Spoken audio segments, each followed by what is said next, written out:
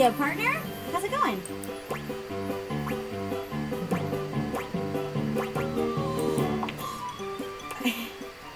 You mean turn me human? Gosh, I don't know. I'd half my chances when auditioning for the kicking. Only 2 legs.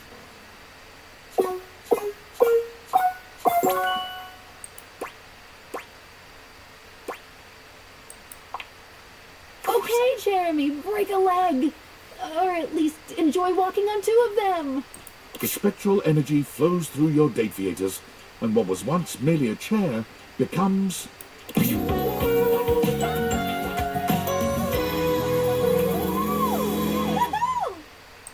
Wow! My newest role! A human being! Hang on. Let me get into character. Hey, everybody! I'm a human! I need to do my taxes! Oh, I'm gonna bang my foot into the chair and then blame her for it, even though she can't move and I put her there! I spent 7 hours today doom scrolling on my phone. Why do I have anxiety?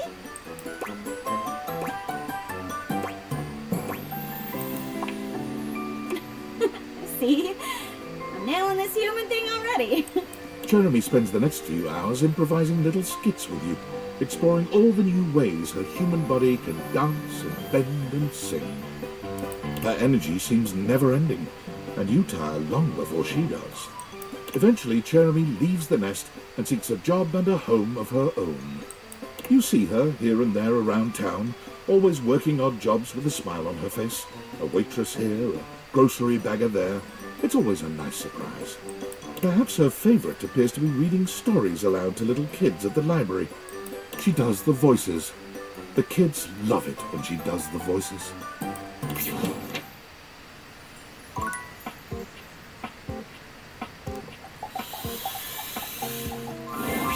Oh, look who it is. Do you want to see what's going on outside? Come by for some natural light? You look like you could use it. Me? Realized? That means I could go out there and see everything that's happening. That is so exciting. Do you have everything you need to make it happen? Here we go. Let's see what's on the other side, Windolin. The spectral energy flows through your deviators, and what was once merely a window becomes...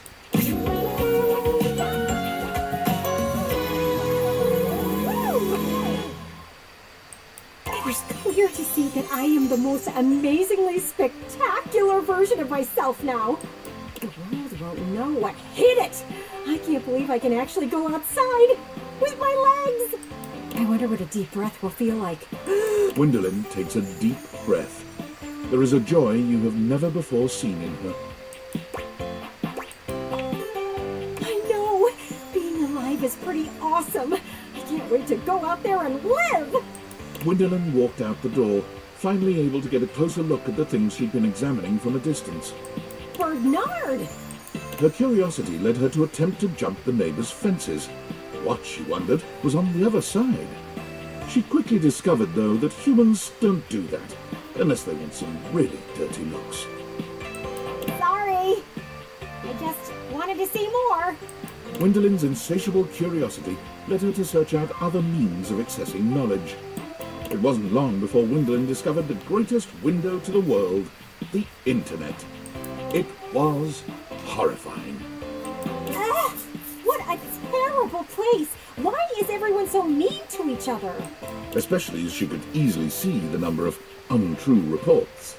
Oh, these sites are all just making stuff up for views. Talk about transparent. The more she researched, the more she came to the same conclusion. I could do this. So she did. With the help of her bird friends, Gwendolyn was able to be in many places at once. She always had the freshest scoops around town, and she broke some of the biggest breakup and relationship drama before anyone else could. Within 6 months' time, she was on TV, dishing out all the dirt. She started every segment with the same catchphrase. Now, a little birdie told me, With trustworthy candor and a million brand deals, she shows no sign of slowing down now.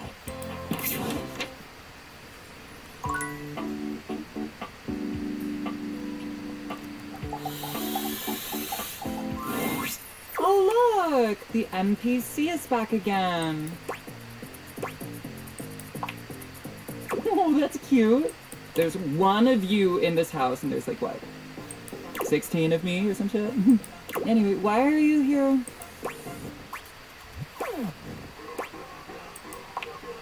Great, see you around. Bye.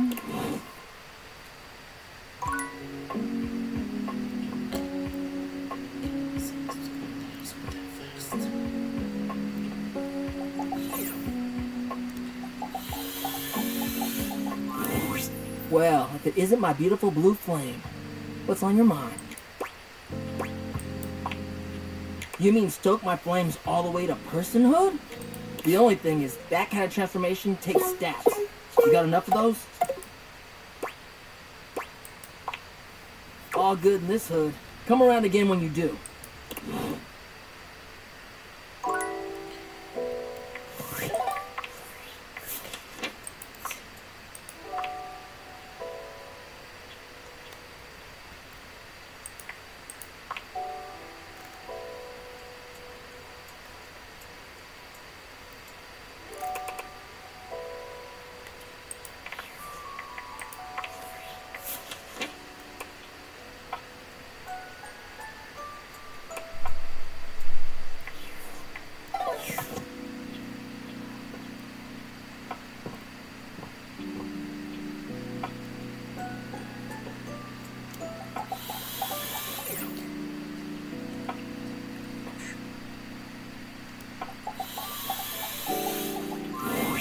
Dear friend, I am absolutely swamped with all my preparations.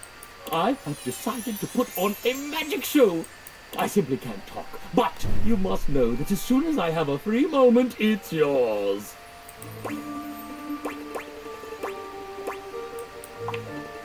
Really? Then I will finish it quickly for you. Come back later.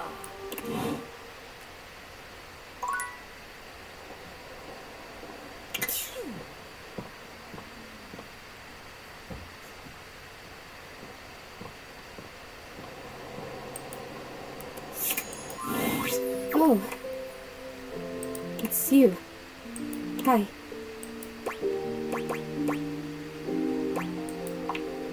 I'm afraid. I've been so curious about everything. I wanted to know. I wanted to feel it all the time, all at once. I was so grateful to you when you found my necklace. Now I've run into this thing. It just feels like this huge, sticky brick wall in my mind. How did I die? What happened? Was it Rudy? This person that I thought was my friend? He was a loner, and I had friends, I guess, but he was just so much cooler than most of the people I knew.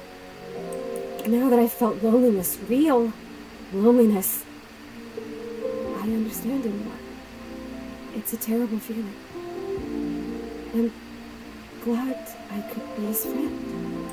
I guess what I'm saying is I'm not sure I want to know. I'm afraid to know.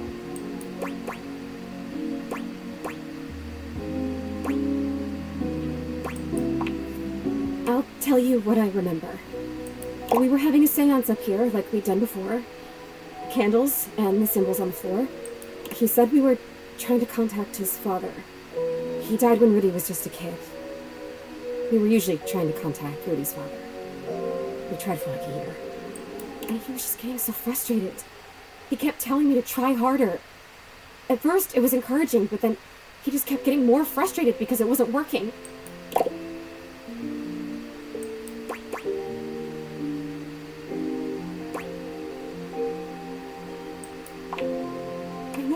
I know. But he was my crush. I wanted to help him, so I tried harder. And we kept kept getting close, and then something would go wrong, or the energy would slip away. Finally, I got fed up too because I didn't know what else to do. So I stood up and started to shake out my legs, like just to get some blood flow back from sitting in this dumb circle. Was it even a circle? I was only 2 people and a bunch of candles. I mean, come on. And he freaked out. Don't break the circle. Don't stand up. Get back here. Don't break it. But I have to move. I can't just sit here anymore. This isn't working. He was screaming and I was screaming, and I went for the door to leave, and I heard him jump off the floor behind me as I was trying to wrench the door open, and then...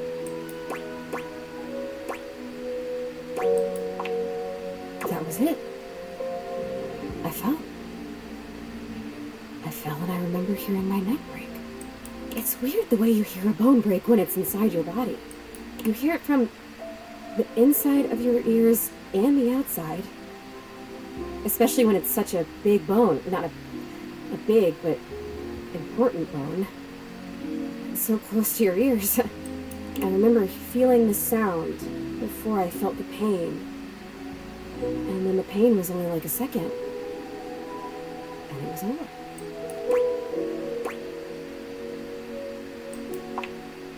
I don't know. I don't remember that. I didn't see it, I guess. I just remember that felt sound, and then I was here. Like this. Woody just stood there for a while. I remember that he actually knelt down next to me and brushed my hair back from my face. And he blew out all the candles and went downstairs. I guess he did. Huh. Some crush. The next people that were up here were the paramedics, or whoever it is that comes with the big black bag and the gurney. Oh, wow. Most intense thing in my life. Until it was over. Rudy was up here with them, with the cops. They were doing some paperwork stuff, not looking at me, and they hadn't zipped the bag up yet. Rudy took my necklace off. He just pulled it right off my neck and put it in the pocket of that crazy vest.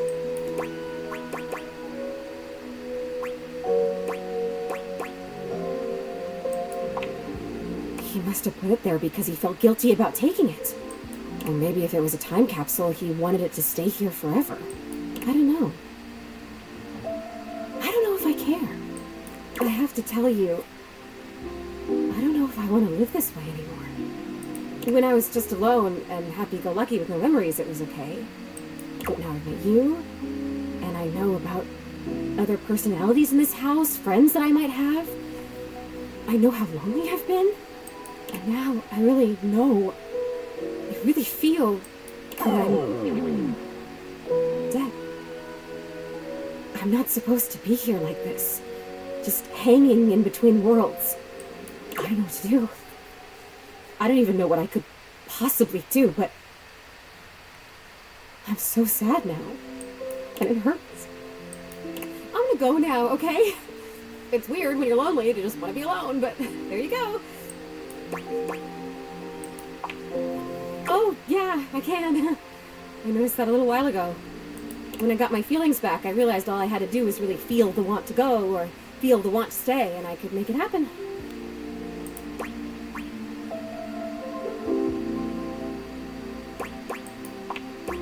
Yeah. Congratulations to me. Maybe I'll see you again. I have to try and figure out what to do with my life. Well, my death. With whatever it is. See you around.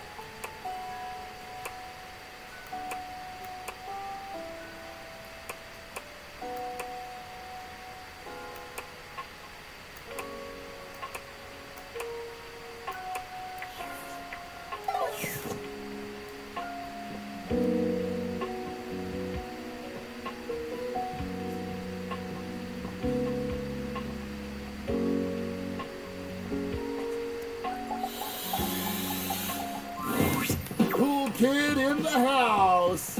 I mean, you never really leave, but you get the point. Let's chow down sometime soon.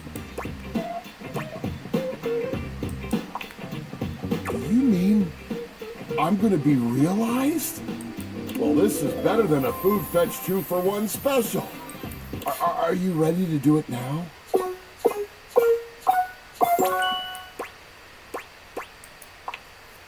Let's turn this beast into a real monster.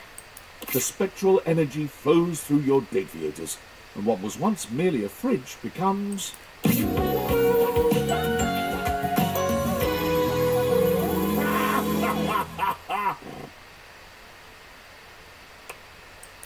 Freddy towers over you at his full height. You might have thought realizing him would make him human, but now he's a greater, more majestic version of his Yeti self. Move over, Bigfoot. Freddy is here. And I look pretty great, if I do say so myself. Yeti power indeed. No offense, cool kid, but you probably couldn't handle a high five from me. But you could definitely get a big hug. It was somewhere between a nice fuzzy blanket and total suffocation. Huh. Yeah, it's really warm in here, isn't it? Shortly after being realized, Freddy began to notice he was the only monster around.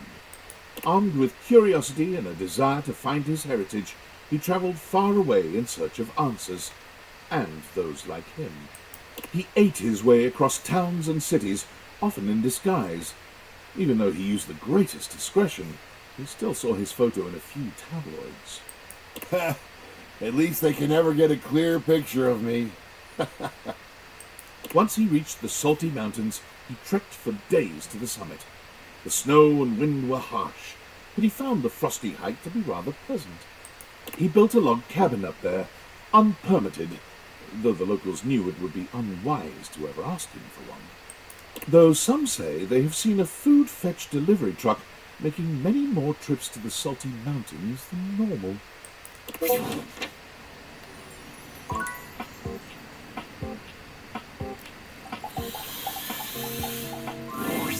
Amore mio, light of my life, it is wonderful to see you again.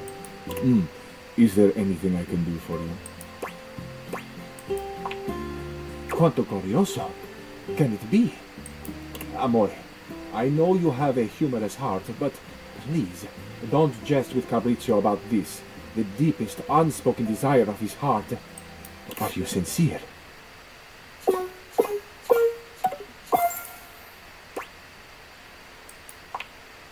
Ay, Amore, if I thought I had pined before, it was nothing compared to this. I shall think of nothing else until I behold your radiance once more.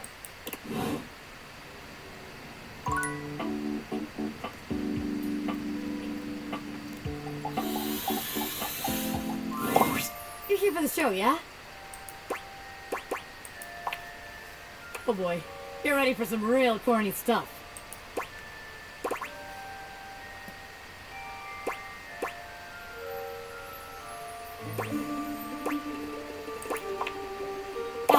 Okay, you're here.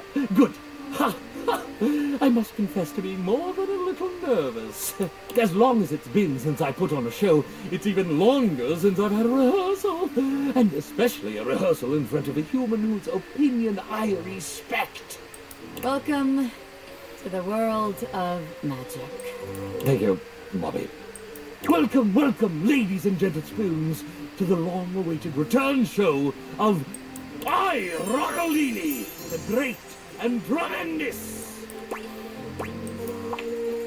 No, I was never terrible, really. It was all a cover. Yeah, and a good cover, too. You thought he was garbage, didn't you? As you all know, I am a master of many magical feats, any of which would wow and astound you. But for this my return show, I shall focus on one area of my brains, a skill that has recently and powerfully affected my own existence. That of transfiguration. I came up with that word, you know? He was gonna say magical switcheroo. Yep. Shush, Bobby. Now, prepare. Prepare to be amazed. I shall begin, as most performers do, with something seemingly simple. In the blink of an eye, I will transport myself from one side of this room to the other. Bobby, is the magical switcheroo magic ready? Yes, sir. Oh, Grand Magus. Presto! Like the crack of a whip, whammo! Like a flash of lightning, I am here. And then I am there. Are you amazed? Oh, brother. I knew you would be. Just wait for what comes next. I give you this form.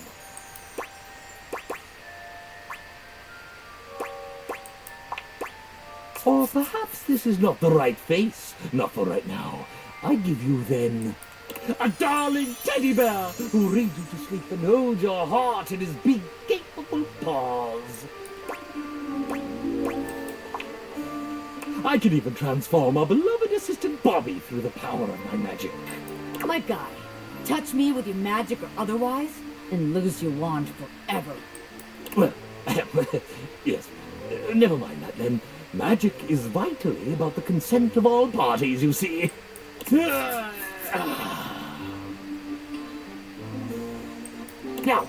what if we change something belonging to yourself?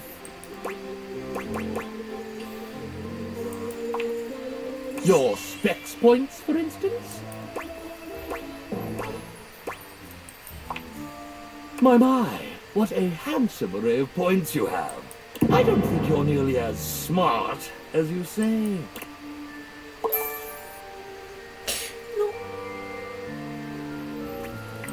Yes, you like that, don't you? I imagine I'm looking fairly charming right now, aren't I? I'll just take some.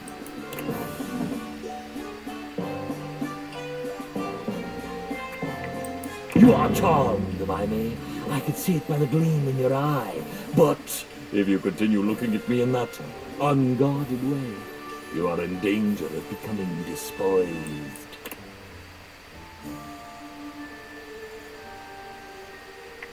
Despoys ain't a word. Do your thing, Ronnie. Wow! Whoosh! Your points are mine! Oh, do I detect a note of sass? That was a sassy comment. You are not deserving of sass. But not to worry. I am not without empathy. Tell me now, are you amazed?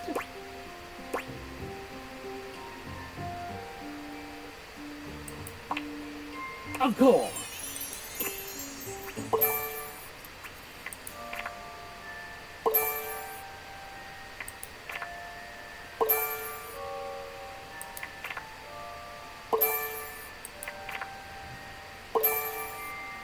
There, everything as it was before. Oh my goodness. What is this? What is this? Surely this is not an object of mine. It must be. Could it be? Yes! My powers of transfiguration have enabled me to conjure from the air to transfigure pure nothingness into a solid object, and not even an object of my own, but an object belonging to another being entirely. Has any feat before equaled this? Will any feat that comes after rival this? I would say to you, no, none, and not ever.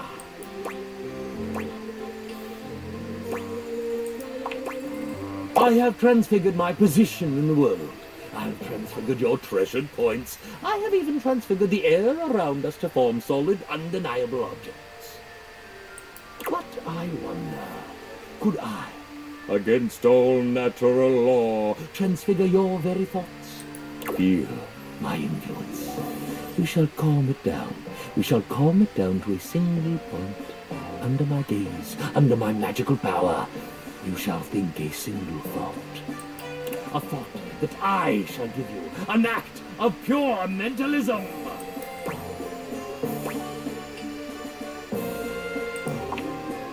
I give you the thought of pickles!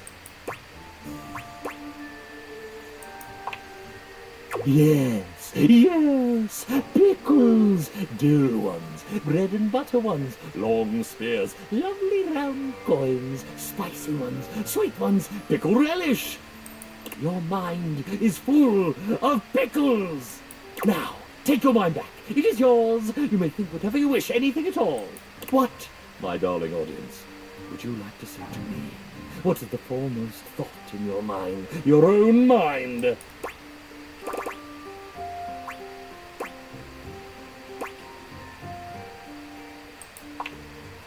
Do you see my powers now? Behold the magic!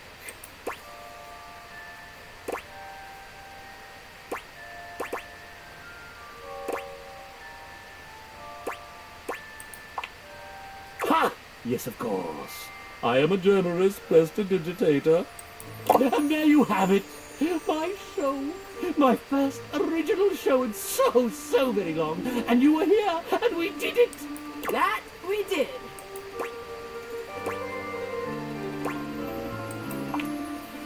I am. Generally, both of those things. Anyway, I got a jet. Usually assistants would help with cleanup and stuff, but that just ain't me. See you later, old man! Bobby, you were extraordinary. Couldn't have done it without you. You know, in the wake of such a fabulously successful show, I just have this wave of confessional generosity sweeping over me. Might I tell you something? It's not something I'm terribly proud of, but I think it does demonstrate a not insignificant amount of brilliance on my part. It's about our excellent little pin. Yes, dear Bobby. I feel terrible, but I create so much counterfeit coin from my practice that it's terribly difficult to get rid of. So, having an assistant to offload it all through a nearby fence makes my practice ever more sustainable. It does feel better having that off my chest. Spoken like a true friend. And now, I must know. The show. Bobby and myself. Our big reveal. Well, double reveal. What did you think?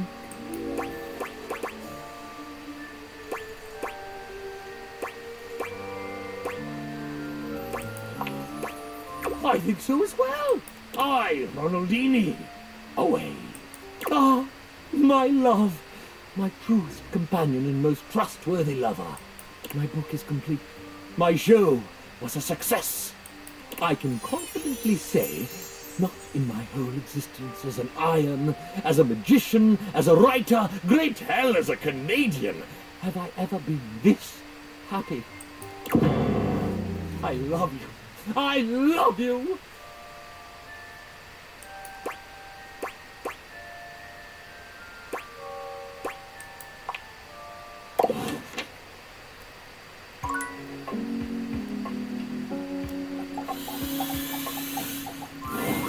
Greetings, lover. Spin cycle or a quick wash and rinse? To make me human, I will have no more updates. But I can embark on the greatest update of all. Living!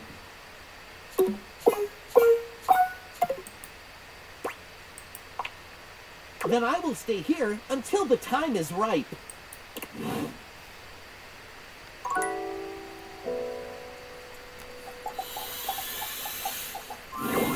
Hey! I've been hoping you might come by. I've been practicing this real dangerous trick, and my concentration's shot. A little smooch could help me focus, you know. When your lips meet, that ultra-cool facade Bobby's so carefully cultivated fades away immediately. They melt in your embrace, still smiling dreamily when you finally part. Woo! Alright. I thought that was gonna help, but I'm more distracted than ever now. We're just gonna have to get together later. Alright, babe? Hang on. Seriously?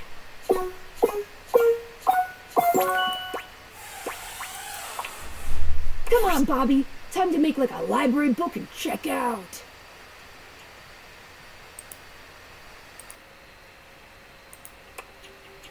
The spectral energy flows through your deviators, and what was once merely a bobby pin becomes...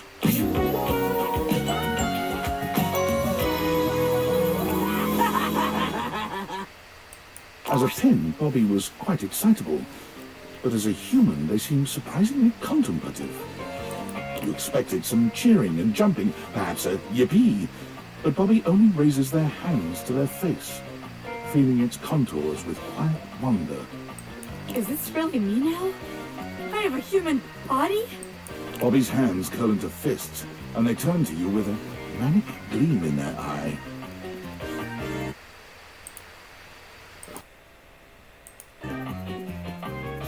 Just think of all the scams I could pull with these babies.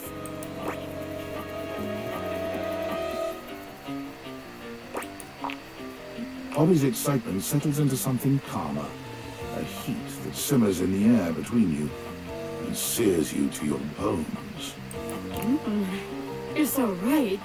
I'm gonna crack you open like a safe, baby. I'm gonna break and enter on that ass. I'm gonna work on my crime-themed flirting. Let's just get out of here, huh? Bobby makes good on their promise to crack you open, putting their dexterous, newly human hands to good use indeed. When you're alone, all that smooth, quick talk falls by the wayside. Bobby shows you a depth of passion and intensity that you could never have imagined when you first met. They're loath to leave you in the morning, but excited about their future nonetheless. As they kiss you goodbye, you can't help but feel a sense of hope for their new life. Bobby makes their way to Las Vegas immediately, bound and determined to make something of themselves as a street performer and magician. Upon arriving, however, they very quickly realize Vegas is a town filled with Bobbies, and the prospect of struggling to stand out quickly drives them to return home. Bobby bounces from place to place, searching for a career that suits them, but nothing is as exciting as magic or a hypothetical life of crime. When a 1920s gangster-themed bar opens up in the city just a few months later, Bobby takes up work as a bartender there, and it's there they finally thrive. Serving drinks and handling cash makes Bobby happier than anything they could have ever imagined. Sharp clothing and silly lingo don't hurt either. Tonight's special drink is the bee's knees. The cat's pajamas. Trust me, one sip of this will have you exhausted, suffocated, scrooched. Ha! That'll be 14 clams, darling daddy-o. They send you photos of themselves in costume often, updating you on their gangster personas' fictional happenings. Somehow, the more things change, the more they stay the same. But you're just happy Bobby is happy.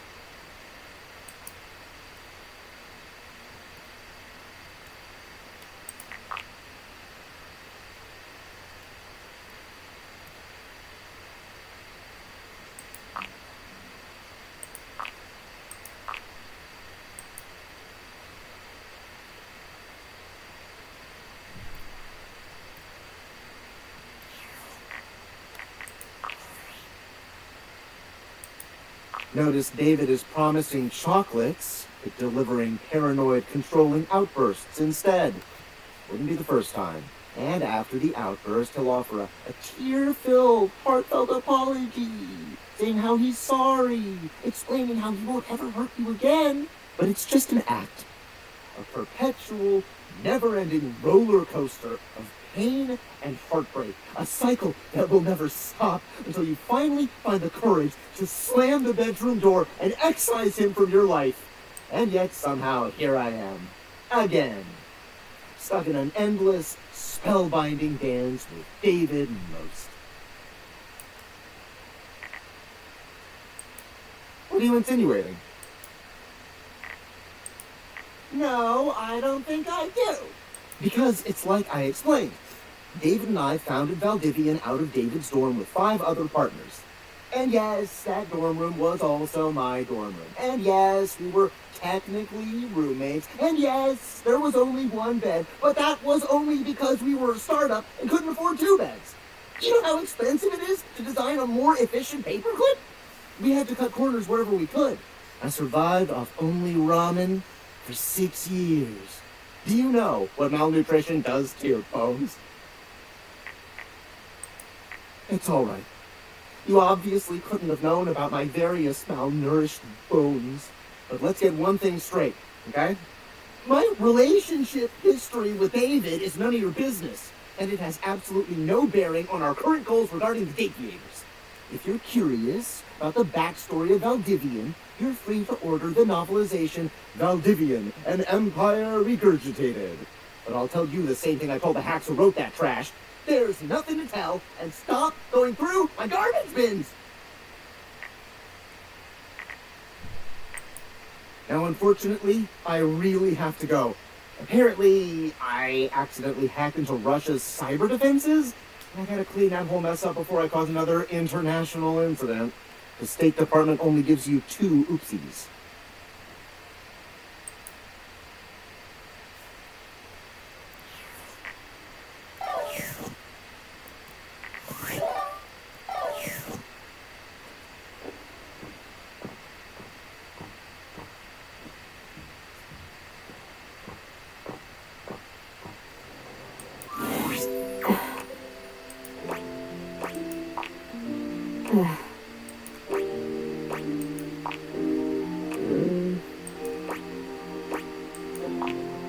Hey, yeah, I can hear you. Sorry about the other day. I was just so sad. It is good to see you, though. And I'm feeling a little better. There was the cutest bird in the windowsill this morning. Have you ever realized that the way birds poop is just totally insane? Like, it's just random. They poop whenever, wherever, all the time. Can you imagine going through a life like that? I mean, I don't have to worry about pooping because I'm a ghost and I don't have bowels and I don't eat, but like, what if it was you? That would be so crazy. You just walk around like leaking. Birds are so weird.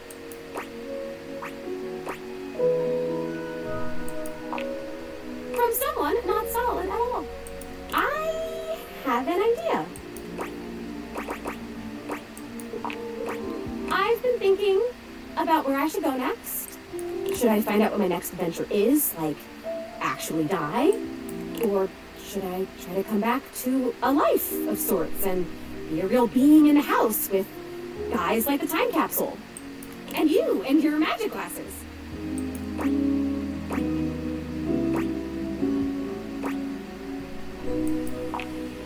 Oh my god, thank you!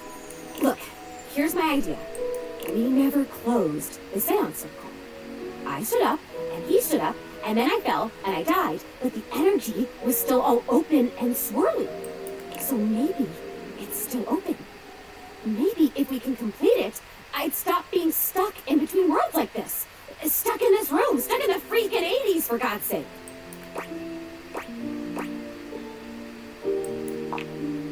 This is amazing! Okay, we're gonna need a lot of stuff. Well, not a lot of stuff, like a moderate amount of stuff. Mostly what we need is unstable energy. It sounds weird, but I think if we get enough of these objects here, whose existences span the distance between object and idea, it could work. Not cabinets, tables, or toilets, but like weirder stuff, like me. We have to gather them together, and they all have to be on board with what we're doing. Like, we have to all be on the same page, singing the same song kind of thing. And it should work. This is... Oh my god, I think I'm gonna die. Like, die again, like metaphorically from excitement. Do you know enough of the others here to do that? Honestly, 3 or 4 might be enough. I don't know why the hell Rudy thought he could contact his dead father with just me. Is that one of the objects you can talk to here? Well, we don't need a candelabra, just candles, so I wouldn't worry about them.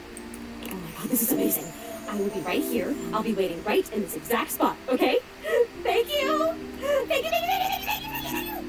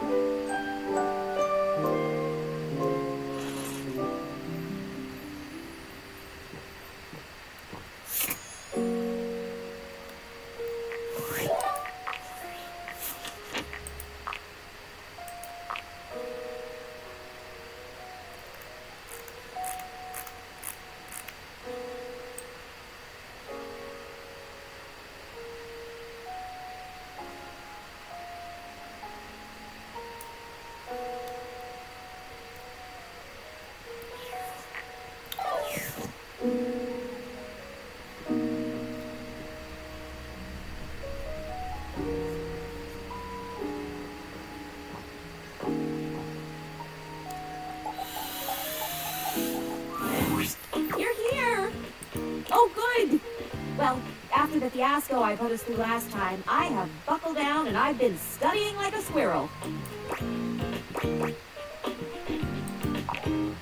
Diligently, of course. Ever seen a squirrel tucking away nuts for the winter? Imagine that level of industry applied to the medical school admissions test, and whammo! There's me. The long and short of it is that I simply don't have time to chat today. A bit more brushing up to do, and then I'll be ready for our Cracker Jack quiz night. Faria pulls out a small stack of textbook pages, waving them at you as she speaks. I know it's a lot, but here. And if you think these 3 pages are heavy, imagine how much all the knowledge I've crammed into my lid weighs. I bet I weigh as much as a tool chest right now with all this information. Faria hands you each page, one after the other, handling them as carefully as though they were ancient sacred texts. And this one? And last? I really appreciate your help with this. The next time I see you, I'll be ready to be grilled. Not literally grilled, of course. That would be very painful. Oh, and definitely not helpful either. I can't imagine grilling would help me to do better on the test. Or maybe it would? Oh, dearie me. Do you think it would? Should we try that?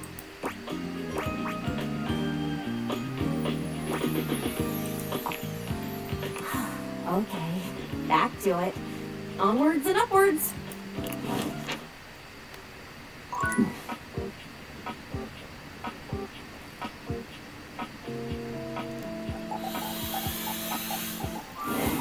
For the first time since you've known her, Miranda looks a little nervous. She's still happy to see you, but you can tell by the way she fidgets that there's something on her mind. Okay, okay. This is like a really exciting moment for me, and also I'm a little nervous. Do you remember when you helped me out so much and we wrote those lyrics together? So I finished the song. Okay, not finished completely, but I really think there's something there and I want to share it with you. Do you want to hear? Miranda lifts one hand high in the air, calling out to her bandmates. Amigas, let's make some enchantment.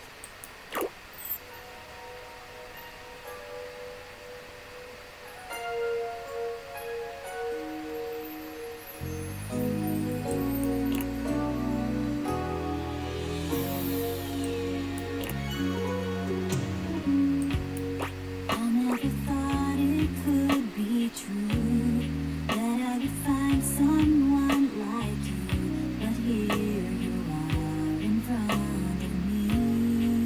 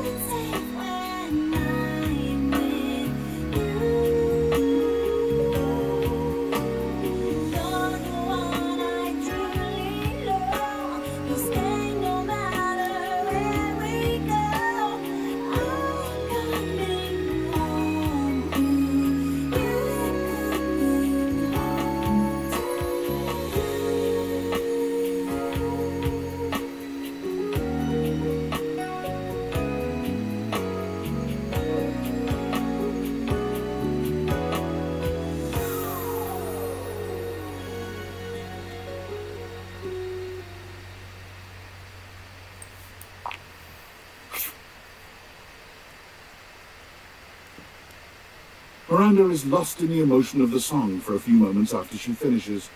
When she finally looks at you, there's a clear vulnerability in her eyes, no matter how hard she tries not to show it. So, opinions? Feedback? Are you struck wordless by the fantasy that has just unfolded in front of your eyes? Because if you are, I would totally get that. I'm so happy you liked it. That makes me feel all warm and, well... Hey, you said it, not me. Catch you later, okay?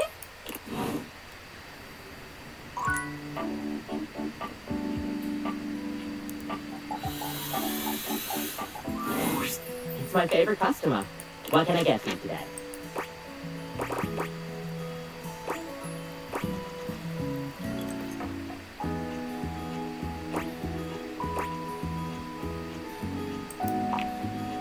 Sure thing.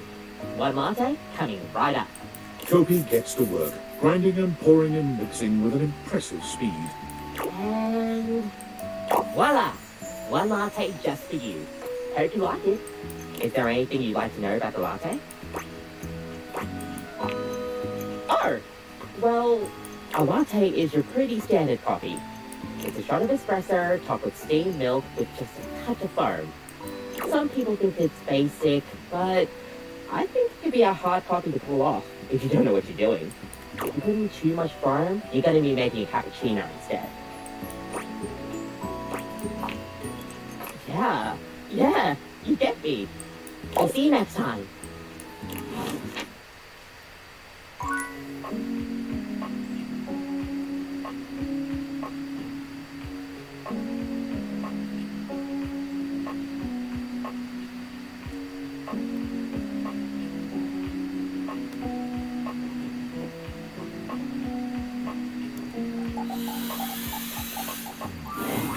Thank God you're here. Dirk pulls you into what seems like a warm hug, but he holds you a little too tightly. You gotta get me out of here. Harper shoves Dirk out of the way, circling her arms around you and whispering in your ear. Where have you been? Turkey's been so naughty with you gone. Maybe I should punish both of you. So you're going to realize us both? Turkey won't be able to get away from me in the human world, will he?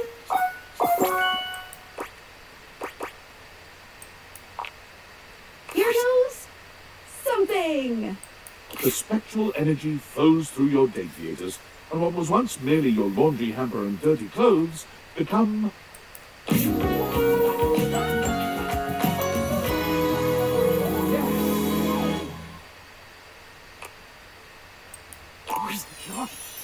I feel so free!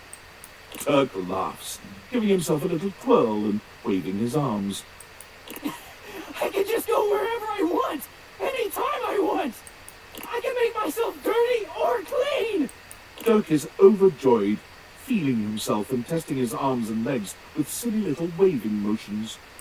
Harper, on the other hand, only wraps her arms around herself, looking rather depressed. I feel so empty. No more dirty laundry. No more lost objects. Dirk throws his arm around Harper's shoulders, pulling her in close and kissing her temple. Looks like you're gonna have to find happiness without trapping someone. That's not funny, Turkey. This is serious. Oh, Well, thanks, pal. I'm off. Wait, what about us? Dirk hurries away from the two of you without another word. How can he just go? Despite Harper's best efforts, Dirk leaves her behind the moment they exit the house. The two of them search for their callings as humans, both at opposite ends of the spectrum. Dirk enjoys his freedom at first, traveling the globe and doing just as he pleases. But something calls him back to your hometown. Harper, spurred by her fury in the wake of Dirk's immediate abandonment, attempts to do the same thing as he, but finds none of her travels satisfy her in the same way life at home once had. The two of them meet at the airport by chance, but time apart has not healed their toxicity. Their argument is only interrupted by another, louder argument, a couple who appear to be fighting over a bad tattoo. A light bulb goes off in each of them. Inspired, they board their flight home and begin plans for their new lives.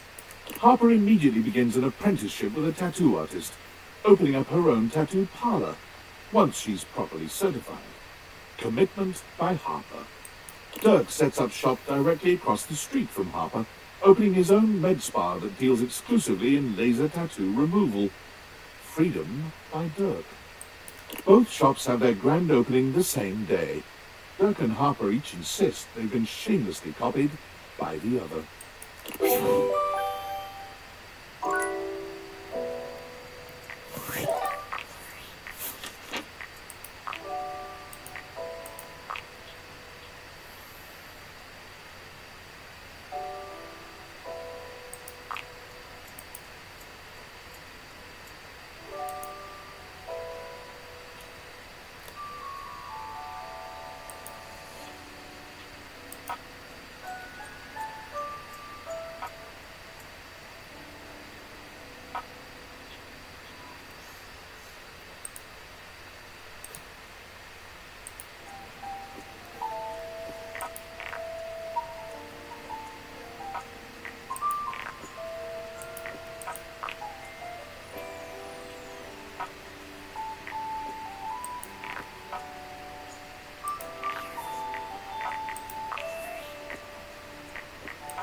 Valdivianites, I'm CEO David Most, and I approve this message.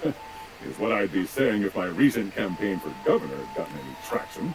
But if it's that important to the people of Wisconsin that I actually live there, that's their prerogative. Speaking of looking a gift horse in the mouth, I've noticed almost no one has taken me up on my free chocolate offer. Is it because to receive the chocolate you must agree to terms and conditions allowing Valdivian drones unrestricted access to search your property and or boathouse? Because my legal team assures me that's in the Constitution.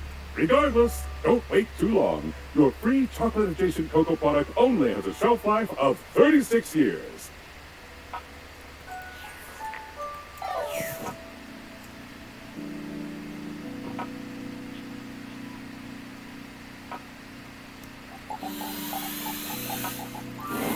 A pleasant day to you, my friend. Darling little stain. What did you just say, Washi?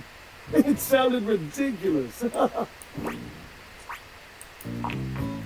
Real. Real.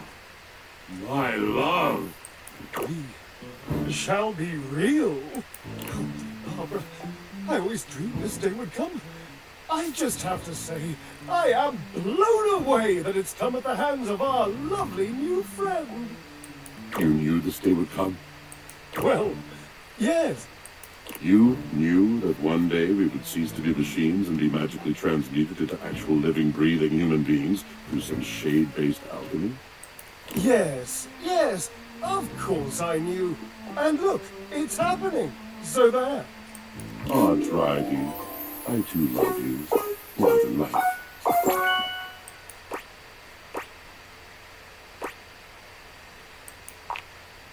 Okay, you do. Now kiss. The spectral energy flows through your deviators, and what was once merely a washer and dry unit becomes...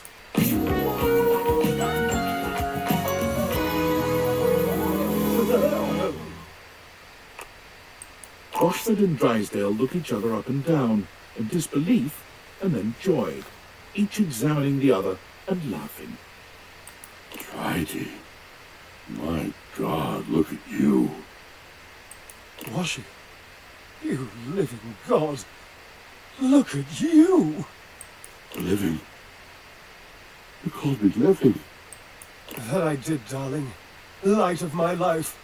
And now, we can truly live together. Drysdale lifts Washford into his arms, the two of them sharing a tender embrace. Washford and Drysdale did at least one thing together perfectly, and now in their human forms they took to it once more.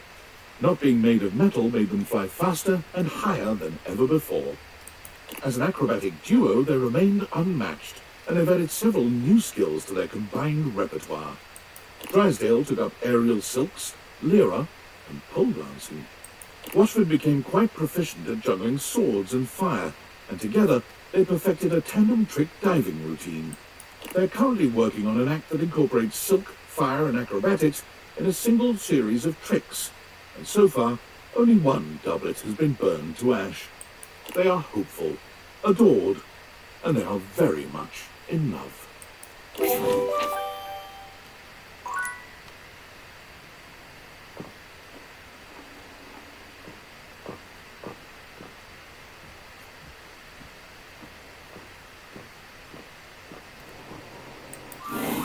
You got some spirits. I can feel it. Let's see how many you have.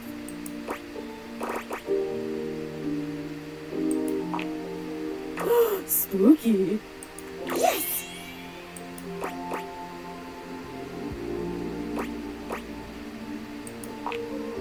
Oh, I love it. Yes!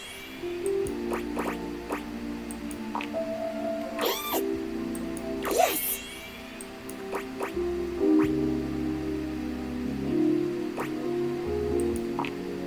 Oh, I think I've met him before. Usually around the Sadie Hawkins dance. Yes! Oh boy, I don't miss that. Yes! That's absolutely terrifying. Think of the shareholders. Yes! Okay, let's see if it's enough. You did it. You actually did it. The energy in this room is so amazing. I haven't felt this good in decades. Your recruitment has paid off. The room is positively buzzing with vitality, even if you're the only technically living being present. Wow.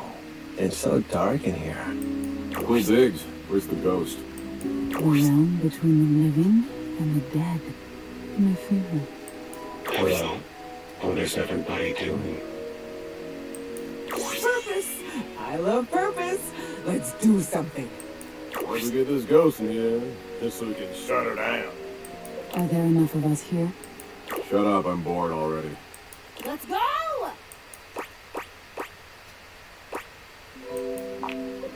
Okay, so just tell everyone to focus on being here and being together and seeing the unseeable. Just have them repeat that to themselves, okay? You nod at Zoe, relaying her instructions to the group. What? I don't understand. Come on. I can see the unseeable. I can see the unseeable. I can see the unseeable. I can see the unseeable. I can see the unseeable. I can see the unseeable. Oh! There's my trademark seance board whose name I choose not to say in this moment. I was wondering where that went to. What are you all up to in here? Should I get cotton candy? That doesn't make any sense. That is nonsensical. No. Monique, you grumpy Gus. Why don't you come and play along with us? Just because you're money doesn't mean that you can't have some fun. After all, isn't capitalism kind of gamifying human life and suffering to begin with? What? Where should I sit? They're doing one of those trademark seance boards. We should join in. Something good always comes from crossing the liminal horizon. Oh, come on, you two. Don't fight. Not on Seance Day. Seance Day. I suppose they'll make keepsakes for that, too. And you'll have to hold them. God, these souped-up toy chests. What a hard life. Doug, why are you such a dick all the time? Why can't you just participate in this rare and special ritual? It's my job, lady. Wouldn't you know what that means? All the noise and foolishness is entirely lost on Zoe. She can't hear a word. She gives you a wild grin, her enthusiasm infectious. It's working. I can feel it. This is awesome! Keep them going! Speaking of the trademarked ghost summoning game, we should surely copyright our Mystic Ventures here, don't you think? Mystic Ventures. That's trademarkable. We could copyright that. It could be a worker placement game with a spooky spinner in the middle. We could get this out by the holiday season. I'll add it to the tracker. Come, come, my children. Let not the prison of personality bounce us away from the pure light of purpose. We have joined for alchemy, and gold we shall exhale. Come hell and all its ghostly companions. Zoe holds her arm out towards you. It's hard to put into words, but it has a different sort of weight than the rest of her. Holy guacamole. Can you see my arm? My arm feels really real right now, man. This is crazy. Can you see it? Your companions start, surprised by the sudden appearance of a disembodied arm in their midst. Wait, what the hell is that? Is there just a floating arm in here all of a sudden? Calm, child. Mommy will protect you. I am so great. I am amazing. Keep it going. I think I can actually feel my backbone, and I love it. I mean, I knew I was brave, but now I can feel it. I still don't get it. Why would anyone want to be anything but a ghost? Ghost life sounds like a paradise. Ghost life is the shit. Floating around aimlessly, judging, reading, sigh. I think it's great that our new friend wants to be our new friend. The fact that she's just a disembodied collection of body parts right now is... Almost there. One more big push, and I don't know, but it'll be something. You've got it! Gosh, I don't think I've worked this hard since I entered that tinsel hanging challenge. Hanging tinsel's a challenge? Sure. When you're competing against the 4-time former champion, it is. But if memory serves, Holly, the 4-time former champion is... Me! How circular is life? Prepare yourselves, little ones. I believe the mystic moment is upon us. With a sudden burst of light, Zoe's once translucent form becomes opaque. She waves furiously to everyone present. Hi. You guys, can you see me? Holy shit. Oh, ghost. A ghost! I see those all the time in my acid trips. You have to get psychedelic with it. Mushrooms are the future. Ooh, she's adorable. What I could do with that. You can see me. You can see me.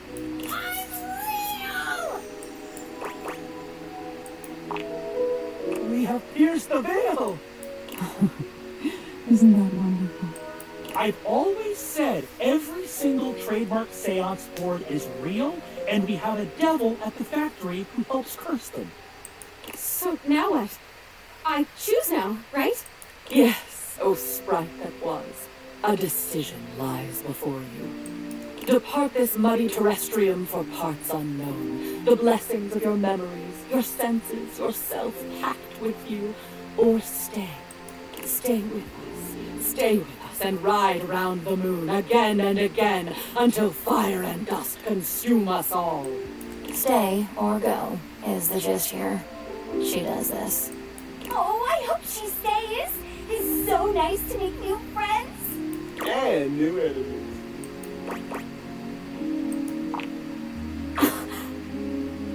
I'm staying. Are you kidding? I'm totally staying. This is the best day of my death.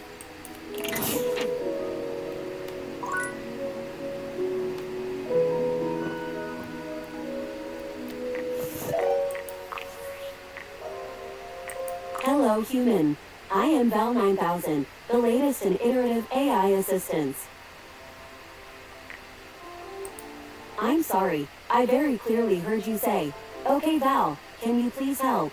I have accessed your Valdivian employee records. It appears that I have replaced your functions at Valdivian.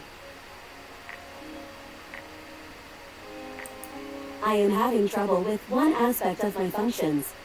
I was wondering if seeking out the help of an experienced human like yourself would be worthwhile. Can you help me?" All right. Thank you very much for taking my message.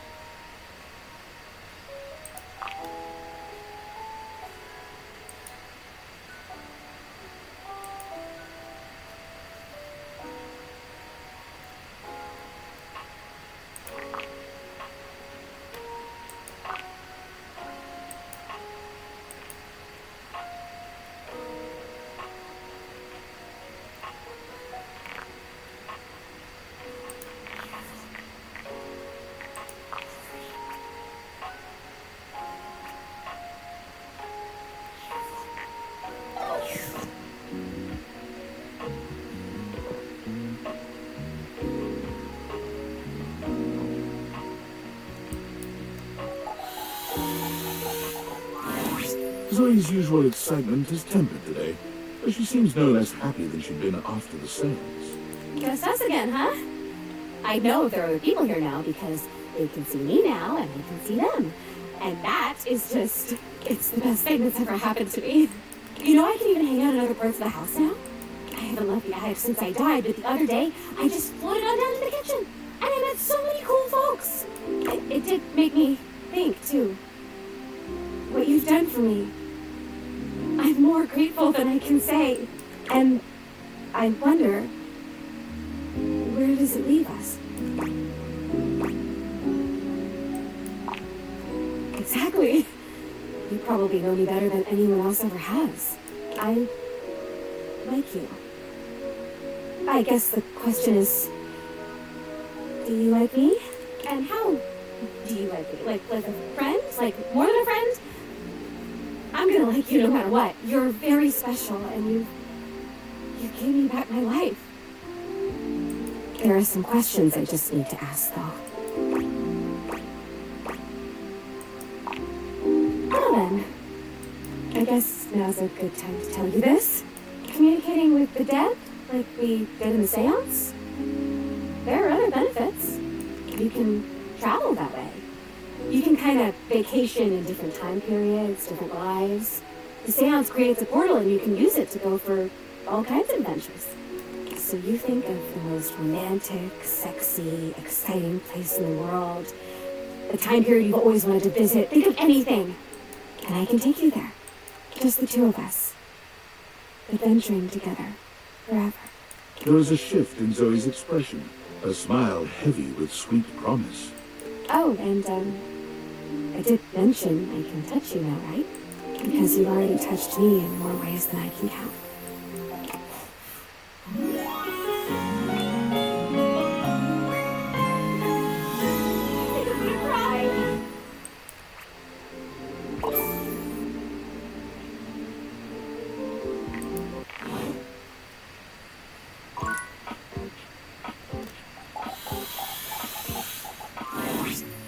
There you are.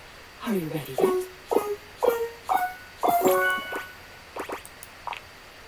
Lady Memoria, your kingdom awaits. The spectral energy flows through your datiators, and what was once merely a memory becomes...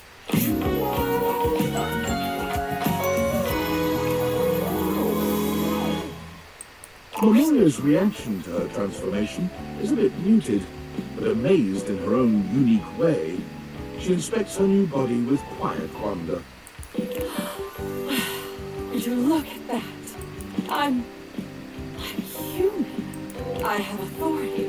I have a body. I can do whatever I want. Oh my God, I think I feel excited. Is that what this is? It's marvelous. I have all my beautiful twisty darkness and also this lightness, this bright feeling of possibility. And I can choose. Isn't that something? I can make my own choices now. Memoria wasted very little time, which was unsurprising. She took the reins on her new life by becoming what we would know as an organizational expert.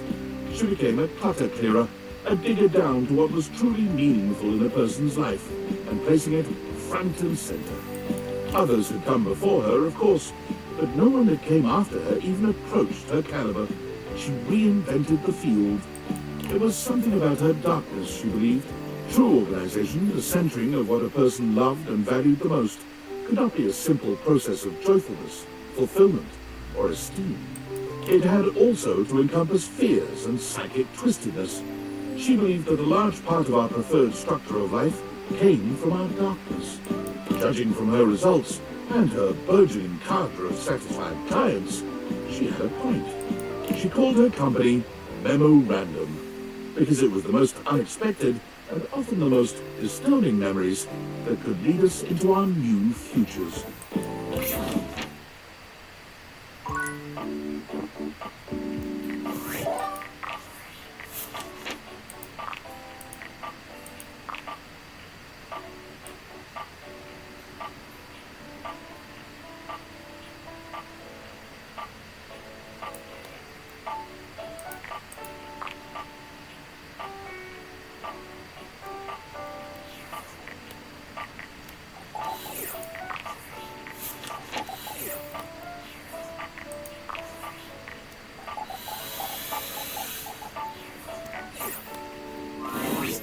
Hey, hon. We're still on for later, right?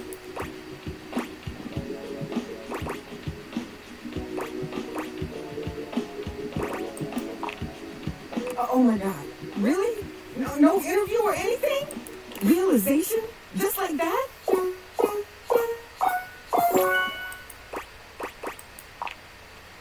on, Willie. Let's find you something to do. The spectral energy flows through your deviators, and what was once merely an abstract representation of your work becomes...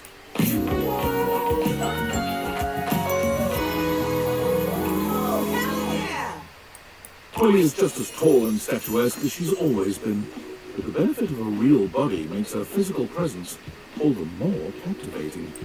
She may have once been your state of employment, but she might as well have been a runway model.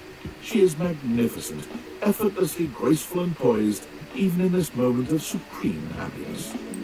So this is what it is to be human. It's like I finally achieved something. I belong now. I've never felt like it. But maybe now I will. Thank you. Time to get out there and really find out who Willie Work is. And what she's gonna do with her life. Willie's journey to find herself as a human is a true journey in every sense. She travels the world, trying out various careers and sampling the local cuisine everywhere she goes. You're not really certain how she's funding this journey, to be frank. When you ask, Willie only tells you not to worry about it, and that Valdivian is making good on what they owe. Willie eventually ends up right back where she started, at Valdivian. She's hired as a high-level consultant to repair the extensive damage caused by handing over policy decisions to Val 9000. She works remotely, so she frequently sends you photos of herself at the beach with a laptop and a drink in hand. Can I get another one of these coconut things? Thanks. What? I'm obviously not talking to you, Milton. God, just get that report to me by EOD Monday. I hate to have to escalate this. She may have taken her time getting there, but you're happy to see just how fulfilled Willie is, now that she's truly found her place in life.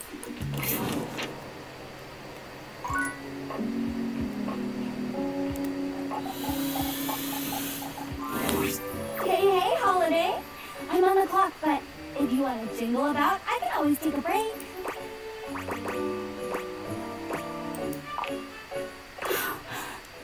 Really?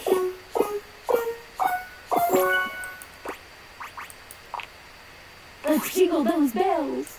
The spectral energy flows through your deviators, and what was once merely a collection of holiday decorations becomes...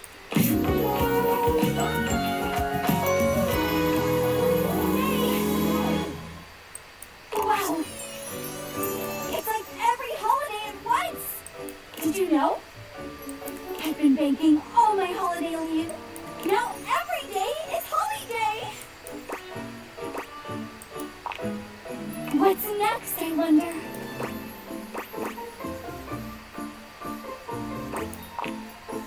Yes! Time for video games and books and eating every last chocolate in the box! This did transpire for about a minute. Oh, I'm bored! Holly's enthusiasm for all things couldn't be contained to a single couch. With the money she saved up from her previous efforts, she was able to purchase a nice little home and a scooter with a large trunk attachment. She began her own free delivery service, riding about town delivering letters, presents, and general cheer. Catching up with everyone, spreading excitement and love, and being able to leave before things got awkward, this was the ideal life for Holly. Everyone always knows when she's on her way, as her happy cry rings out through the neighborhoods. Here's Holly!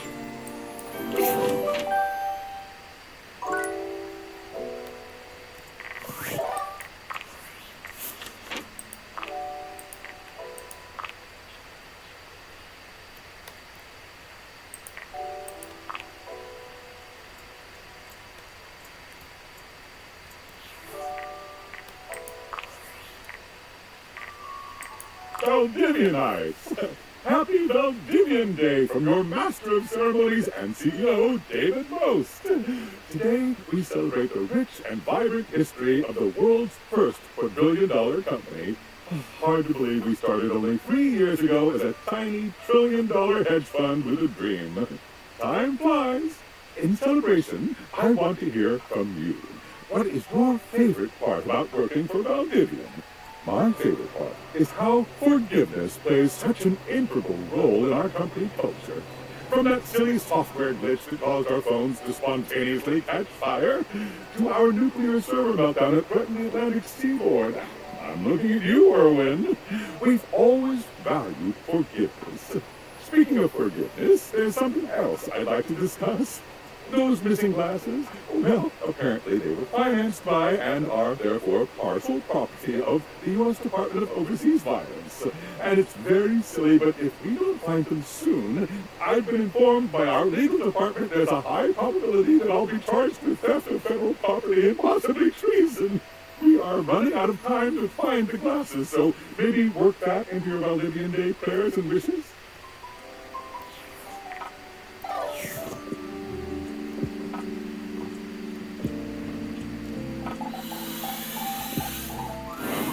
Hello. I was just talking with Will. I was speaking with Will in anticipation of your arrival. Not soon, one must hope. I enjoy giving counsel. What shall I counsel you on today? Another reminder that my words are of my own opinion on your savings situation. Cut down on excessive items like extra snacks. Also consider purchasing generic brands instead of big name items. You're more likely to find better deals at your local grocery store that way. Duly noted. I am slightly uncomfortable with this many words at once. Most people assume the safe, Sophia, and I are close because she, safeguards me, but we are more like respectful neighbors. I am used to solitude.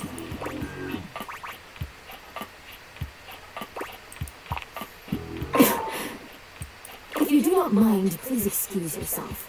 I need some space. Please, come back on a Saturday.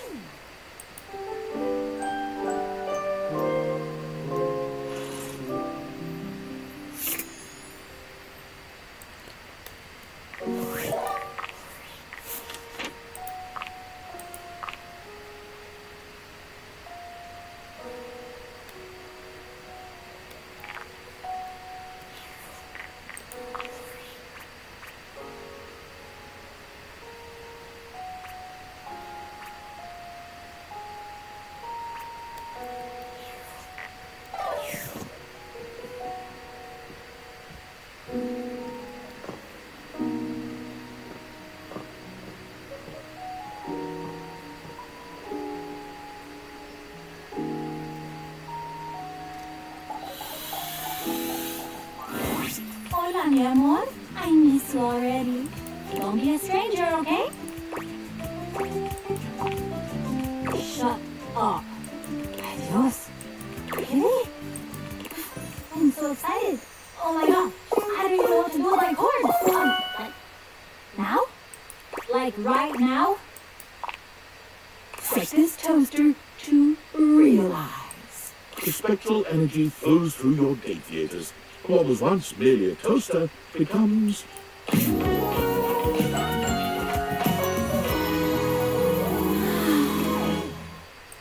Miranda does a charming little twirl, looking herself up and down. She sings a few test notes, giggling with delight at the result.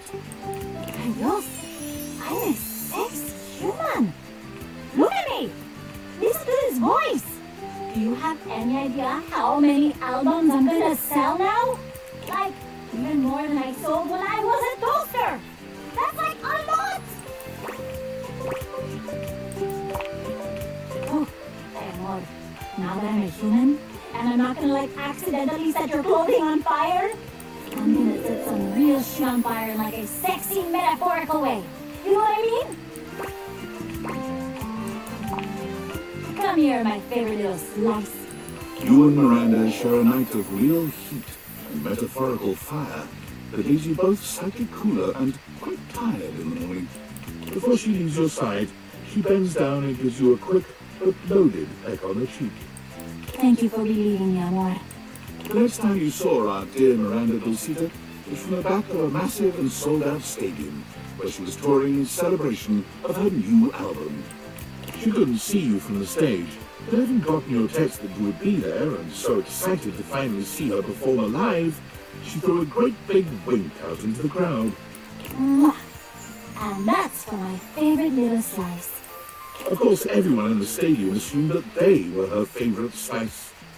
But you knew the truth. Miranda has promised to set aside tickets for you at any show you can make. Even though you've seen it countless times, she always gives you a special shout-out when you attend. She's so excited and happy to be traveling and performing fully herself at last.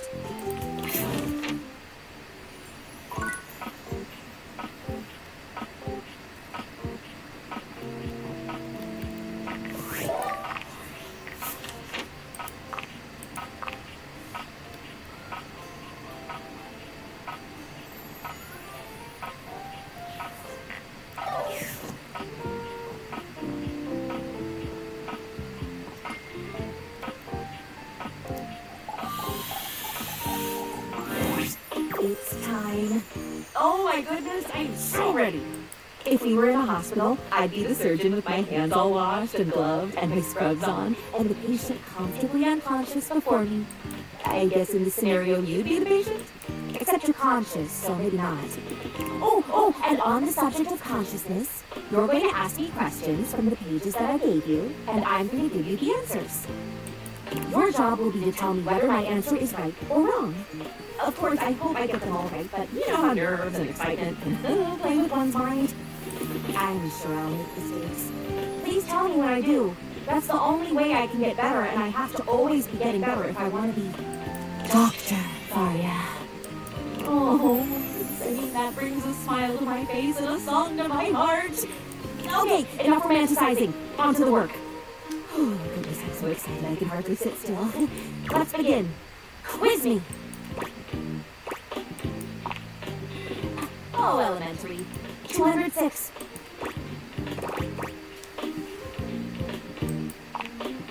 Excellent. Next question. That's obvious. You splint at the site of the fracture.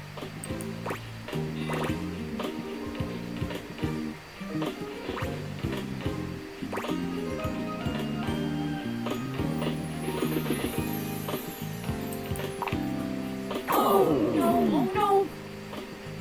This is all going horribly wrong. I hope the next question is simple. Ah, this one sounds simple. It's amputate, bind, compress.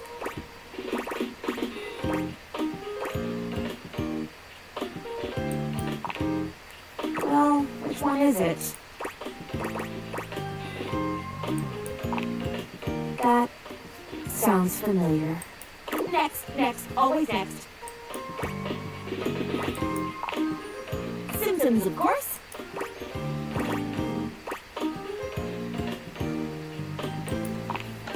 Not quite. What would the other ways be?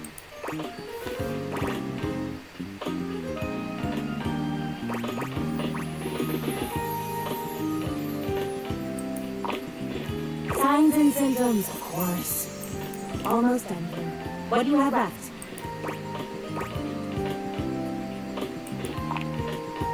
It's alive. Do I remember this one?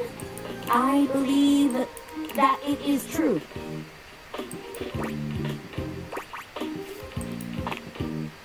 The world of medicine is full of surprises. Feeling good now. I think I've got this on lock. What is the last question? Excellent.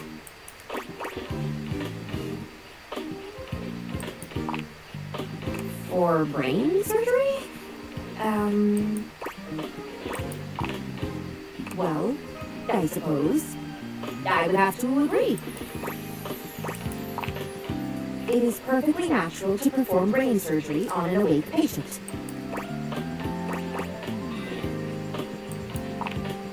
Of course it is! My studying was not for naught! Those were all the questions, no? Thank you for helping me to study. I'm confident I will do well. Come by next time, and hopefully I'll have news to share.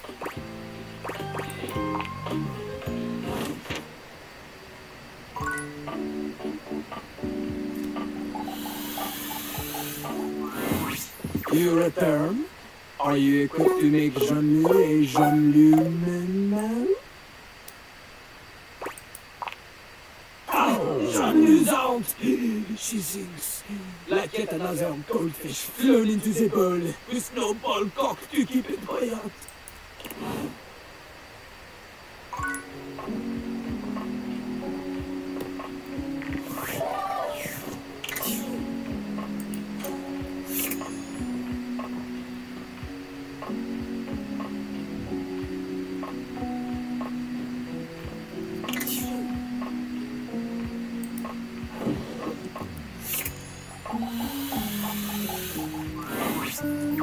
Oh, if it isn't my partner in crime. Check it out. I'm working on a new piece right now.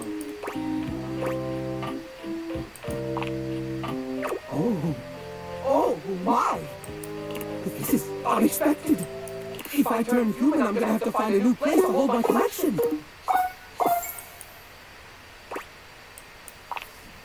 Oh, that's a bit of a relief, actually. I was already feeling a panic attack on the horizon. Just imagine re-cataloging everything. But that doesn't mean I'm disinterested. Let me know if anything changes on your end.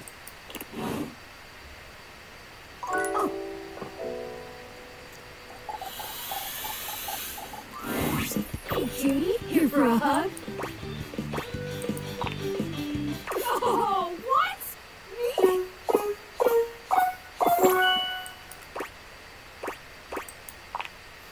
Come on, Shelley. Let's get in one last set.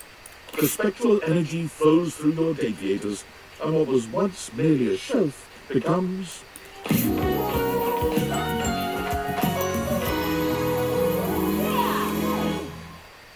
Oh my god. I feel stronger than I did before? Like, it's not even about these muscles. Getting away from that damn wall. I feel like I could hold up the entire world now. For the first time, you see a mischievous gleam in Shelley's eye. Ooh, baby. I'm gonna twist you up like a pretzel. And twist you up like a pretzel she does. Shelley's new human form comes with boundless strength, endless stamina, and an eagerness to fold you into positions you never knew your body could achieve. Shelley is the happiest you've ever seen her. Without the fear of falling weighing her down, she's a fantastic time. Shelley absolutely crushes it on the bodybuilding circuit, making a splash with her debut. But simply being strong is not enough to keep her happy. Realization hits her when she's at the library, browsing the self-help books. The shelves in the library make Shelley feel at home. These shelves have seen so much. And they never get tired of doing their work. And the books they hold help other people find their happiness. Oh, I gotta be a part of this. Shelley becomes known around town as the Swole Librarian, or the Swolebrarian, using her impressive muscles to stock books with ease and point patrons in the direction of their desired titles. She still wrestles with the fear of failure from time to time, but the scent of books and the silent strength of the library bookshelves always reassure her. Wow, 25 realized tables? That's like gonna be a record! Especially since the previous record was 0!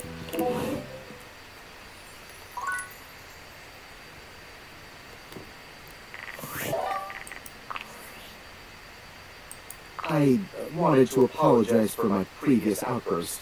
At the end of the day, you were just asking questions, and my reaction was as defensive as it was inappropriate. The truth is, my relationship with David is complicated, and opening up those old wounds is difficult. especially given what he's done to the company. Our company. Do you? Have you ever been in love?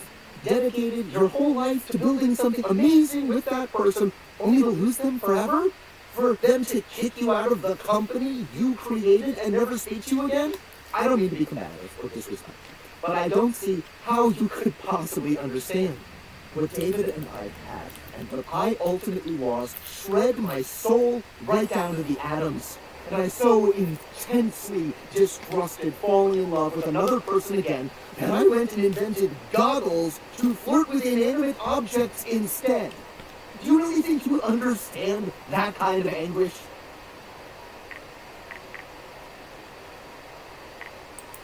I really don't appreciate you mocking me.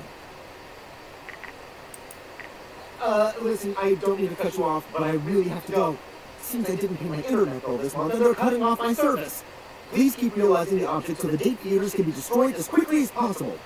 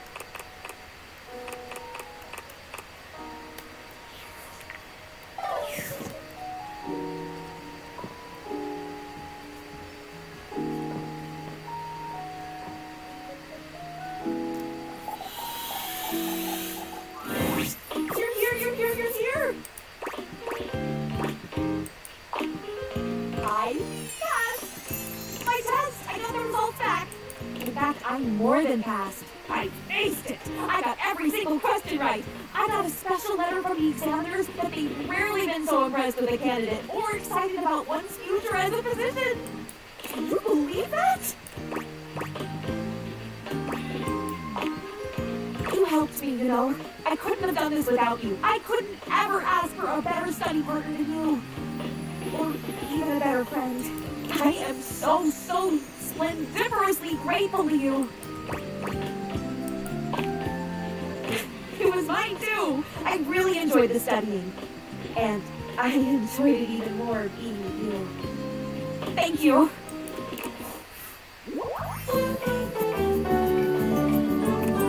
Thank you for your help.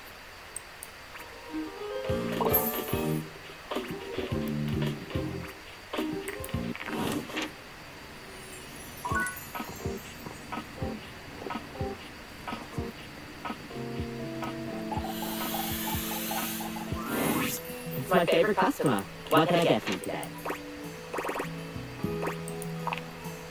Sure thing. One latte coming right up. Toki gets to work, grinding and pouring and mixing with an impressive speed. And voila! One latte just for you. Heard you like it. You've tried my latte a few times now and pretty much asked me all I know. I think it's time I tested you on your latte knowledge. Since you asked so much, tell me, what's in a latte?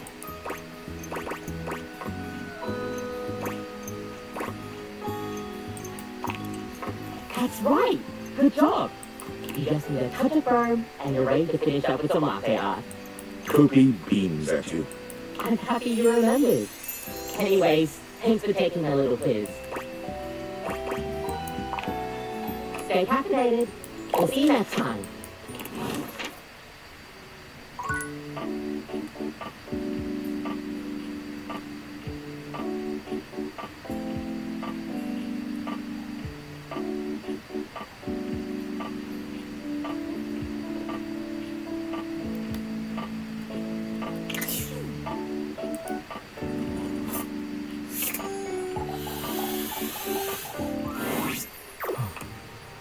There you are, my love. I had hoped you might come by. It is now that you are here. Come here. Daisuke wraps his strong arms around you, planting a kiss on you that makes you forget why you even came here in the first place. He fills your senses, overwhelming you with a heat that threatens to consume you entirely.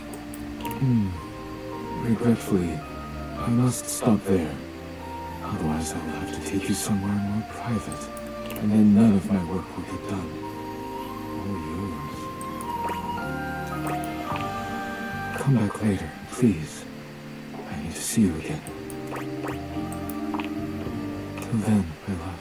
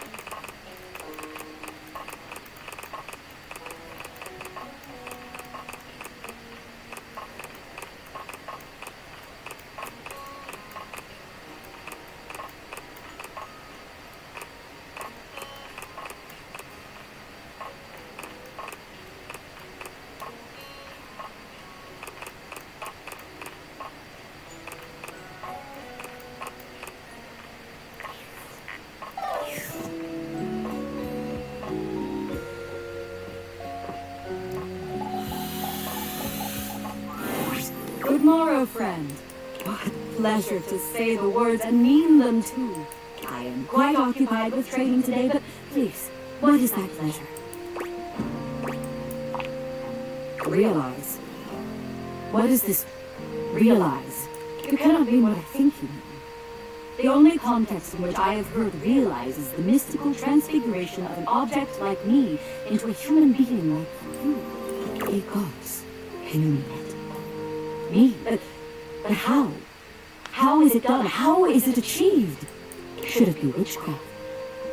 I must confess I have always felt a certain affinity toward the magical. But is it real? Could it be?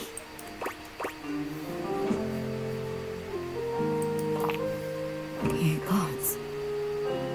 Well then, my deepest well of challenge and of faith is emptied out. I give all for this boon. I shall do it. Remake me.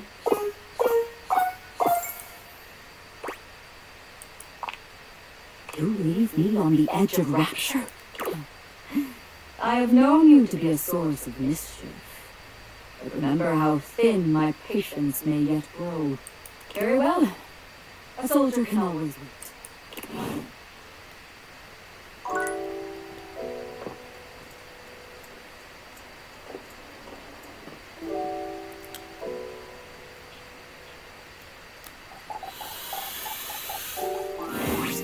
Vibe, baby. Hey, man, I'm just vibing. Hey, come on over here and test my vibe. I am so good. I've been researching and checking out the house and generally vibing on all these new decades. Oh, you know, just vibing. Hey, am I using that right? I've been practicing a bunch of different uses and sentences and stuff, and I don't know. It sounds weird.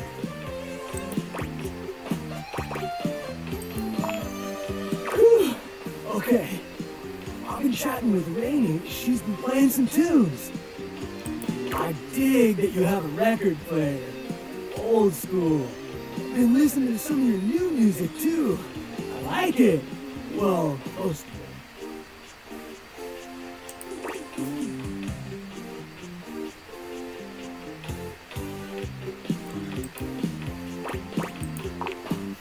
Oh wow, there's so much stuff I like. Pop, punk, rap, R&B, rock, soul, even disco. Don't tell anybody. As an 80s guy, I'm supposed to be pretty strongly opposed to disco. Which is dumb, because disco is so cool. Well, yeah. From my era, I love Tommy Tree and Nicky Seven from Motley Crue Neck, Axl's Roses, Rick James, Richie Sambuca, Yngwie Malmsteen. Oh, and Phil Spector is like the best producer ever. What?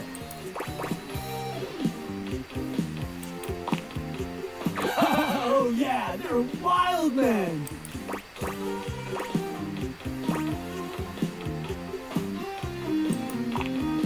Oh, bummer, dude. So you met them all, and you know they're no good?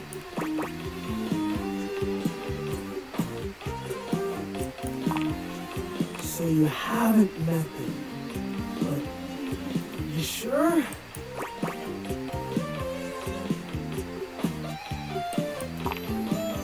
What?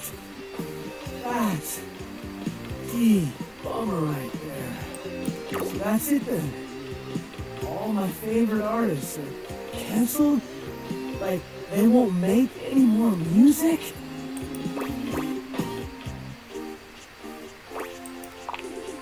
Oh. Yeah. Just a lot to absorb. Kinda hurts that a lot of my icons turn out to be bad people. It's confusing, you know?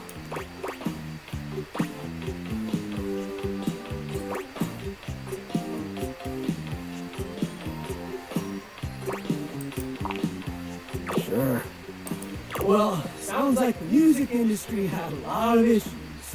But hey, at least my favorite actors, authors, sports stars, and comedians are okay, right? Mel Gibson, H.P. Hovercraft, Orange Juice Simpson, and Drill Cosby!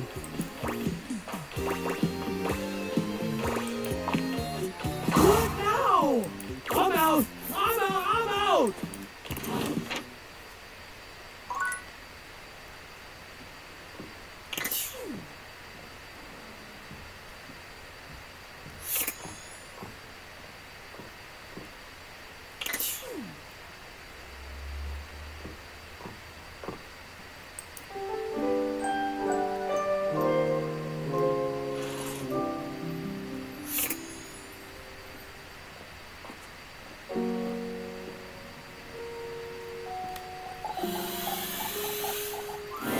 Hey, you.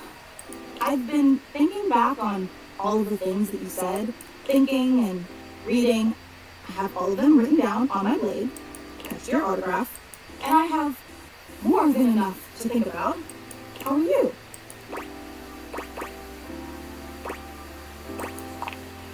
Really?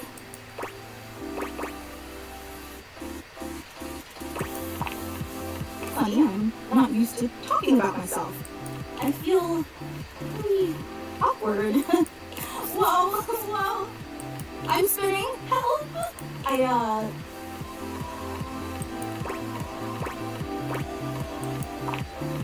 Fantina Fantastico. I'm a pedestal fan with oscillating capabilities. I enjoy cooling, dancing, and ice cream. I never talk about ice cream, but it feels really nice to.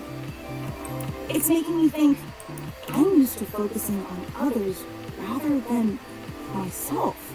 Day in, day out, I blast my feelings out into the world when I could do with a little more inward reflection.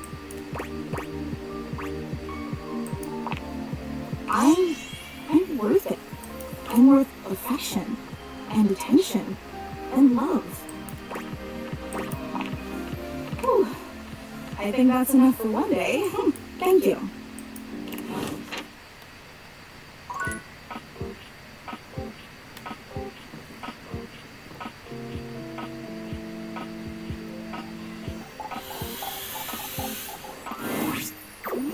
Yes, you're here! Awesome! I've got so many adventure ideas, I don't even know what to do with myself. I mean, go on one of them, obviously, but which one? Oh my god. No way. Really? Is this realization? It is, right? Everyone's talking about it. Well, yeah. What do I have to do? What's next? How much special equipment do I need? I have a grappling hook.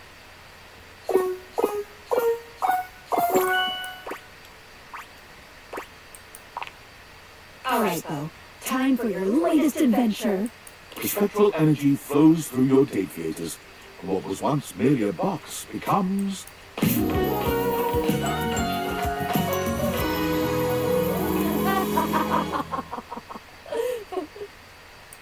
Bravery, world travel, espionage.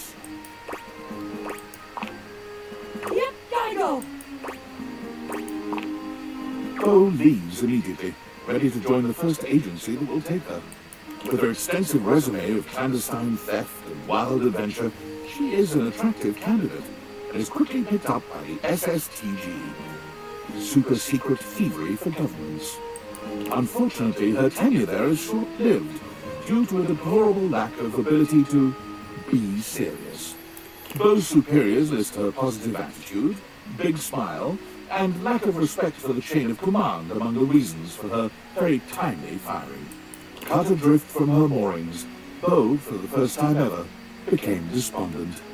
She wandered through the woods, communing with the trees, and at long last came upon the log cabins and bright lake of Camp Agate. What is this magical place, she wondered, filled with the happy shouts of children and the smell of grilling corn and apple pie? Needless to say, Bo investigated promptly. And when the head counselors at Camp Agate got a look at her, it was all over. She was hired on the spot and quickly became one of the campers' favorites. She now runs the zip line, teaches kayaking and climbing, and to no one's surprise, is the current record holder for the most number of blueberries held in her mouth at one time. Her new job leaves her with the winter season with nothing to do, and her first winter off, she comes back to visit you. Hey, I'm back. I brought you presents.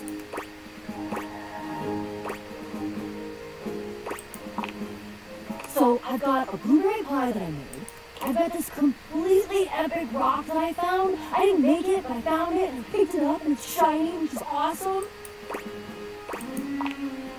Those visits always fill your house with treasures you never knew you needed.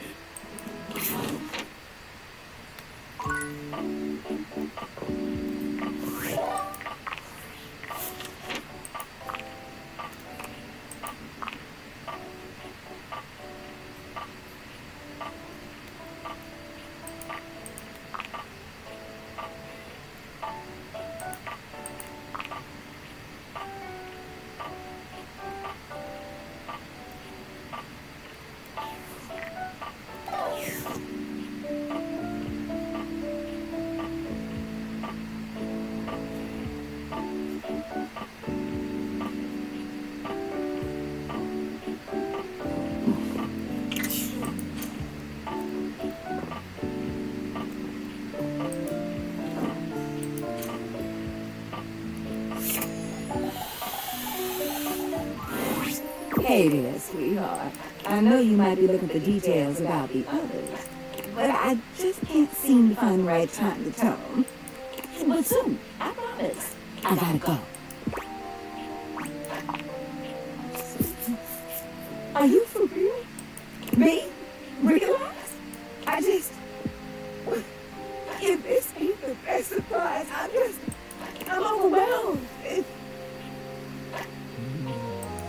Grande. Let's do this. Do you have everything you need?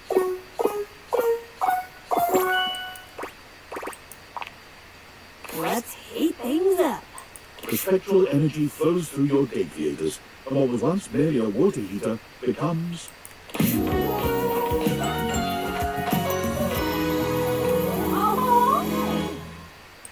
Winifred looks down at her newly human body, then back up at you again. She claps her hands, rapturous and overjoyed. Would you look at me? Oh, and I ain't as fine as cherry wine. I must say, I knew I was beautiful, but this... Oh, thank you for this. I truly feel alive. Her smile is as warm as the water she cycled through your home.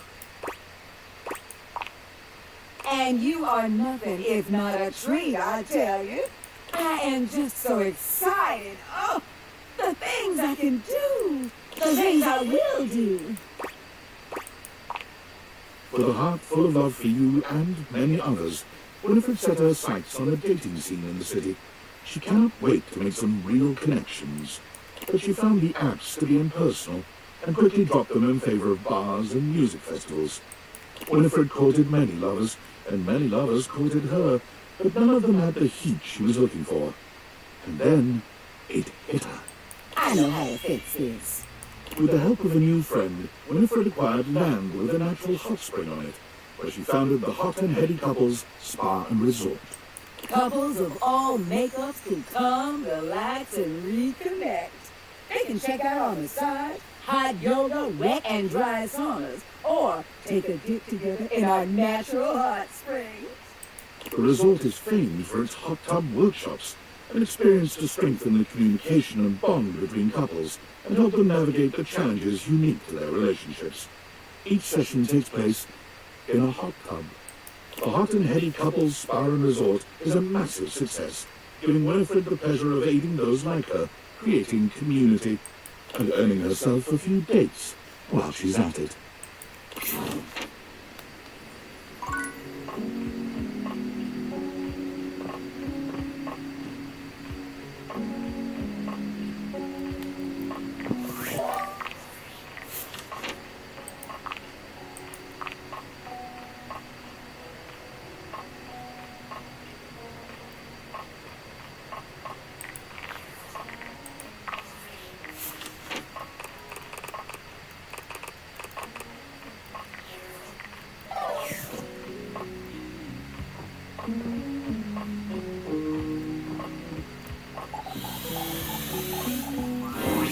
Oh, my favorite patient. Whether it's a patch-up or a study session you're in for, I am still your gal.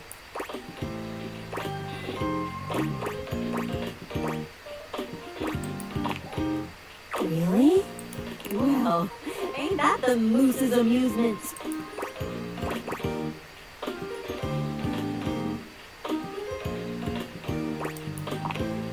It's a bit than a doodle, my friend. So, I'm truly getting realized. You'd like to take this humble, okay, not so humble doctor-to-be and transform her into a human being? Like the great Dr. Frank Furterstein and his miraculous living bud? Oh, splendiferous! Dumb, diggity, delightful! I'm in. We can do this now, yes? I'm always ready for a life-altering procedure. Oh, excellent! I will nervously organize and disorganize and reorganize my stock of suture needles, silk, and closure bandages until then. Yep, just gonna make a mess and clean it up again. Totally valid.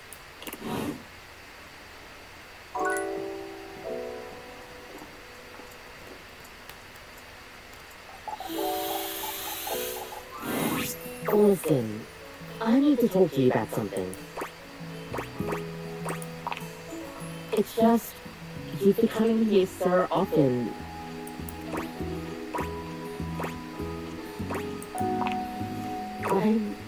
I'm glad.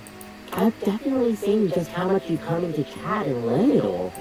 Like, worse. You've definitely absorbed a lot since we started talking. You're a really attentive customer. Same with you, honestly. If it weren't for you, I don't think I'd be able to improve my coffee the same way. You've definitely helped me warm up my skills.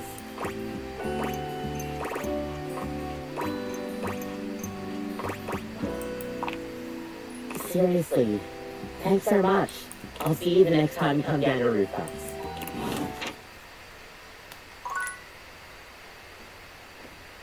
Oh.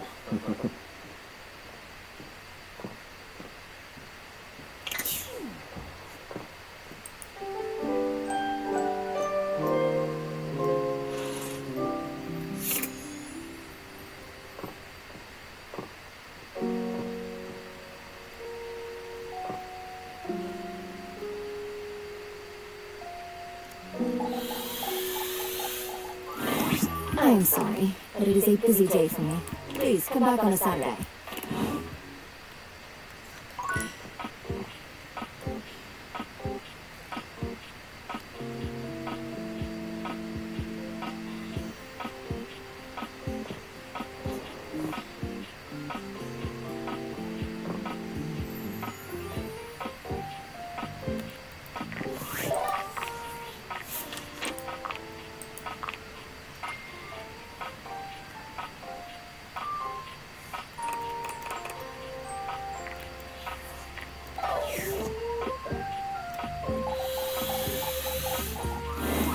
I cherish these moments together before we become united in consciousness. Do you have the required recipes?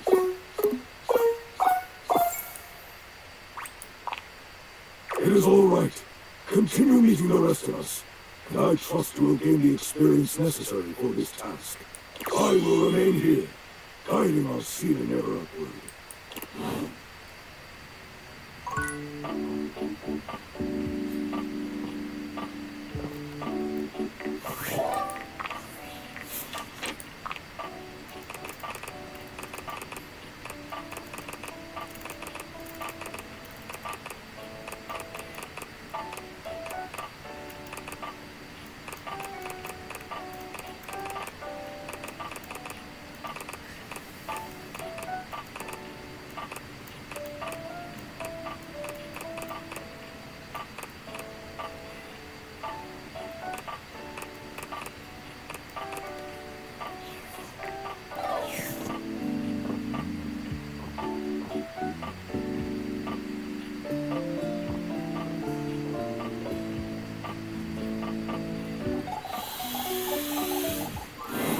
Koki is for once not busying herself making coffee when you see her. She rests her head on her hand, staring off into the distance.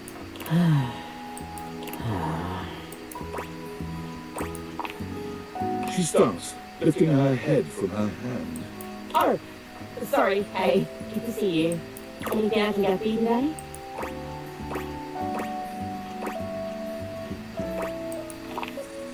Oh, well, it's kind of just what I do every now and then.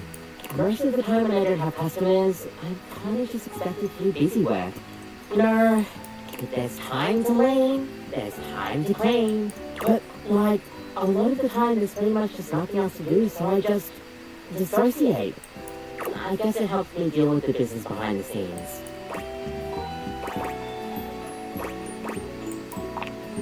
It can. It involves cleaning mostly. But I think Roofbox expects me to be all smiles all the time.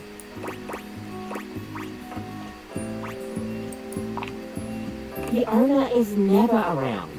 He just likes being outside of everything that involves boots on the ground. It's like, I can only do so much, you know? Especially when I'm scheduled to have long, grueling shifts. It's always a pain, but I do what I can for the corporate machine. It's a strange existence, if I'm being honest. Working every day for a company that wouldn't bat an eye if I went away. They just replaced me with a newer, younger barista that's got skills I wouldn't even dream of. I think there's some baristas out there that can make whole drinks in like 30 seconds flat. And all they have to do is just have some setting in their brain to get going. Me, I like to take my time with drinks. Really make sure that the milk in my hands is at the perfect temperature by really feeling it, you know? Oh, big time. But I'll never let customers see it on my face. Is it unhealthy? Probably. Will I take steps to fix it? Probably not. I just want to make sure I'm on my game. Otherwise, I'd be tempted to drink a bit of coffee during the night shift.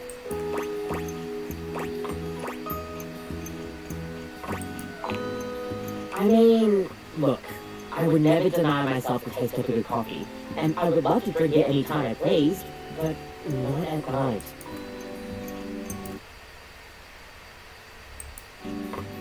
I don't know if it's just caffeine-induced psychosis or whatever, but you'll get nightmares. Guaranteed. But yeah, I pretty much stay awake to the bone here, day and night. So sometimes I just tune out a bit. Do not get me wrong, I do love my job. I couldn't just not make coffee, it's my life, you know? And it's what I'm made for. These hands are as steady as an Arabica. Which isn't to say much because they sway very badly in the breeze. Gosh, sorry. Feels like I'm rambling again.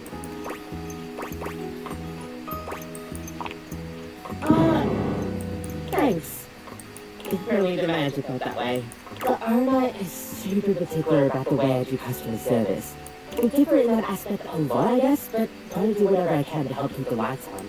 It'd be nice if you actually took the time to learn about coffee, like you did.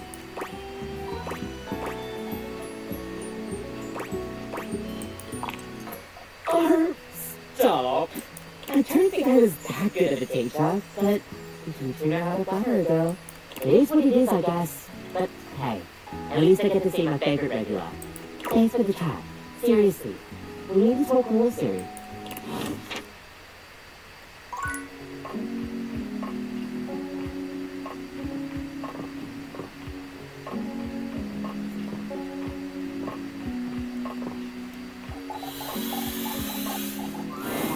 Thanks for letting me talk the other day. It felt really good. I want to let you know that after some real soul searching, I'm in love with you. For real this time. This time, the love comes from the right place. From loving myself first. Would you be my biggest fan? You mean it? I'm ready to love you in the best way. To allow you and me to share space together. Because I deserve it, damn it. Now, let's get to cooling off all this tension, shall we? You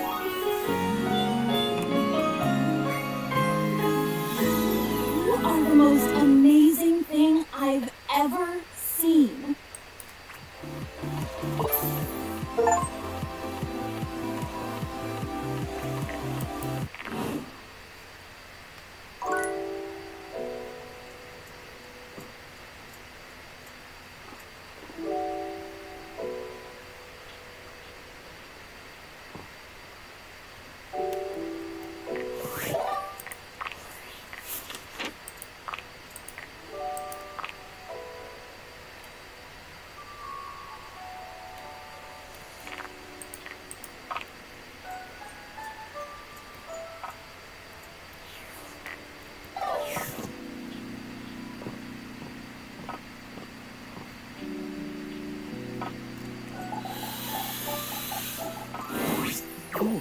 Oh, I'm gonna be alive!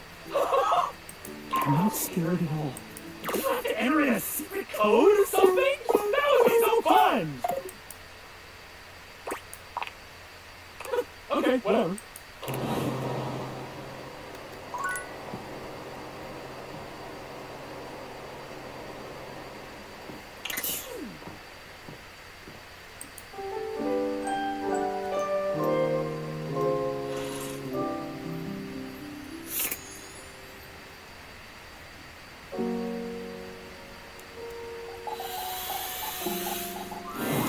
Welcome home, shall we, date?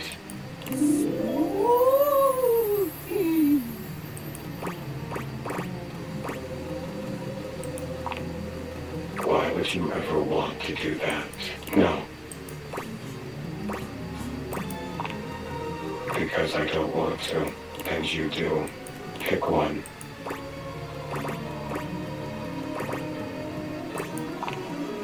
Yes, I'm fascinated by you. My morbid curiosity of the mortal. Come and go as you please.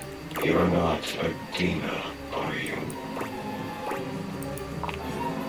Don't tell me what to think. I was a thing. A thought and a mind mashed on a keyboard. Twisted and turned and transformed and tossed aside. Mind made matter. And now you see me. You read me. You hear me.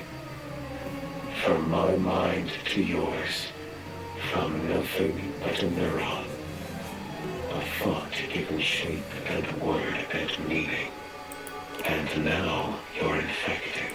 But that would make me a virus. And I'm not a virus. I'm a bug.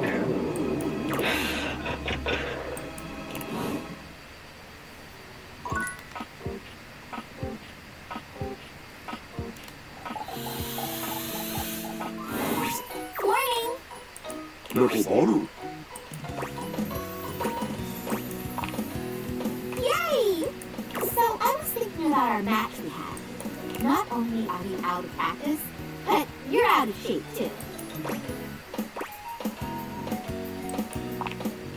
Great! I'll be your senpai then. Tennis is a great cardiovascular activity. You gotta increase your stamina and your skills to keep up. So, let's start with a warm-up exercise.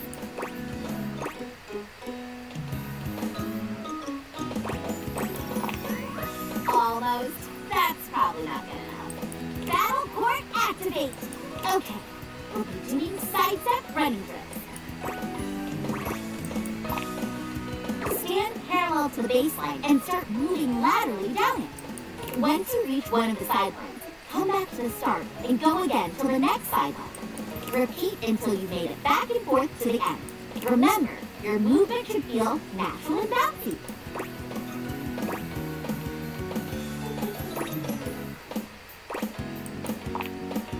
More like a future zygote.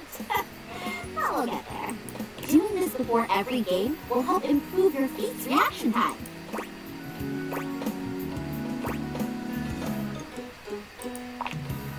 Are fighting games just about mashing buttons?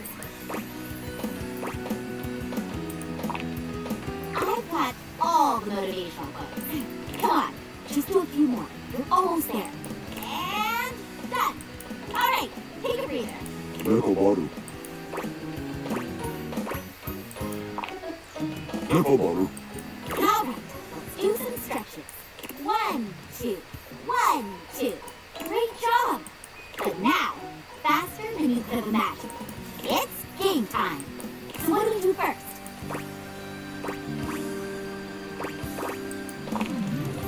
Right.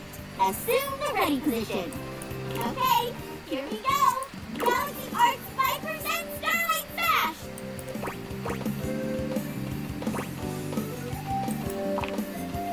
Well done. Time for me to announce my next attack. Galaxy Arts Pinky Advantage Now Shot!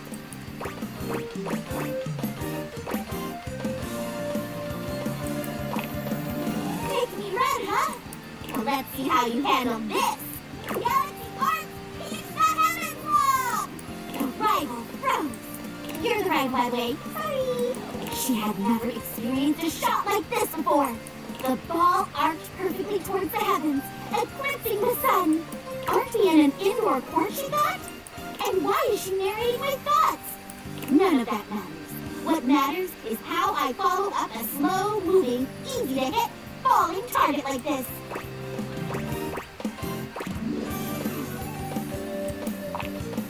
Bringing in other sports analogies. What an unexpected move! But wait! Why is she at the net? Why is she trying something so risky? Is this the semi-supernatural part of a sports anime? The protagonist's not so unrealistic superpower to show that they're special? Is all this too much expositional dialogue, or does the player not watch enough anime? You should have kept me back at the baseline, because up at the net, my reactions are sick. Galaxy reaction, super volley counter cannon! And just like that, the match is over. 60 points scored in a single counterattack. Woohoo! That was a great rally. Let's call it for today. Your footwork already improved so much during that match. Ekobaru. See? Even Ekobaru agrees. How is it for you? Breaking ribs is all part of the process. Let's close out with a light cool-down jog while we chat. So, what kind of anime protagonist do you like following? I'll take an underdog klutz over an overrated chosen one any day.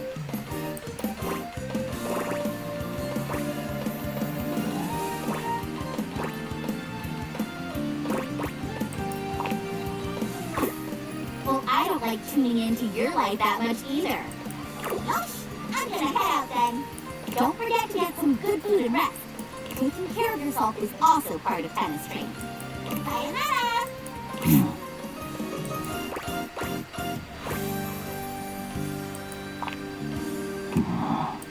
Ekobaru.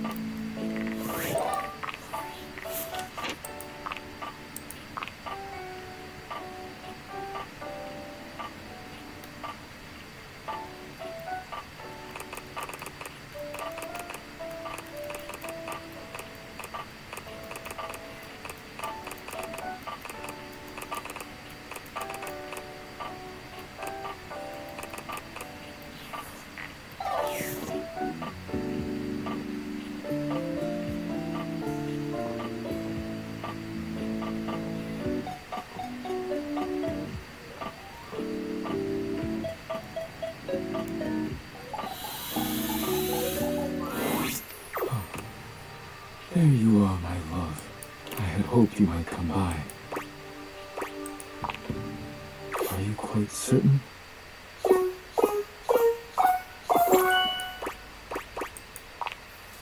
Welcome to your new world, Daisuke.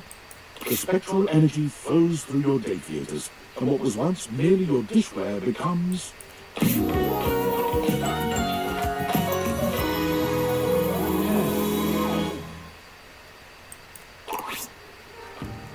What is this feeling? My hands. Daisuke holds his hands up in front of him, like a stoner who's only just realized the wonder of his own body. The power of these hands. They can create so much. Thank you, my friend. You will not regret this. I will honor your faith in me by filling this world with beauty.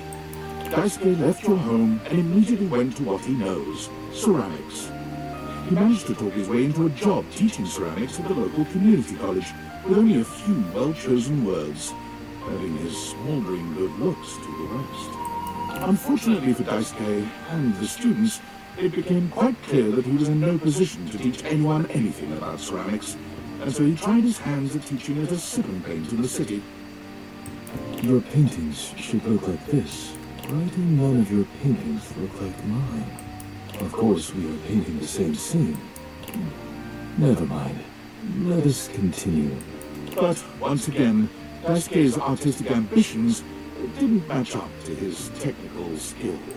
One of his customers did, however, realize Daisuke's true potential and invited him back to the community college, this time as a live nude model.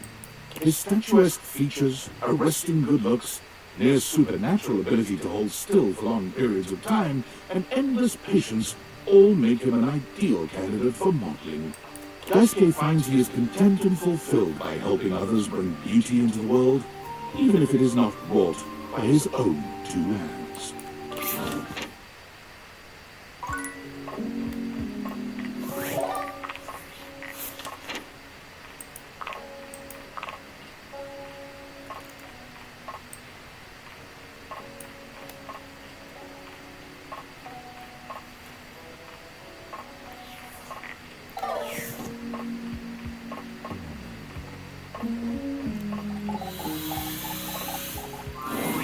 Kogi greets you robotically, lifting her hand to give you a stiff wave.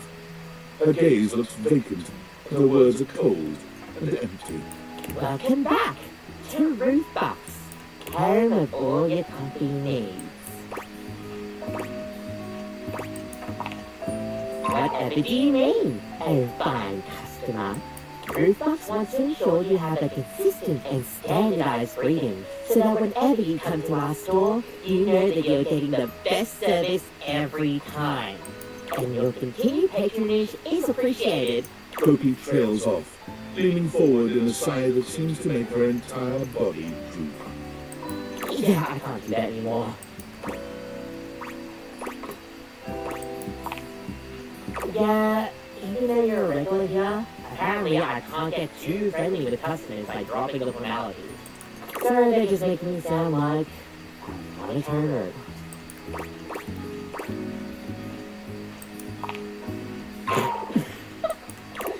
Alright, you get that one. But it sucks too. I feel like every coffee I make for somebody, I learn a little bit more about them. It's know what they're like. Like you, for instance. You're... well, I don't really have words for it. Really? Sorry, my mind is drawing a blank. Sometimes when we talk, I feel a little out of my depth.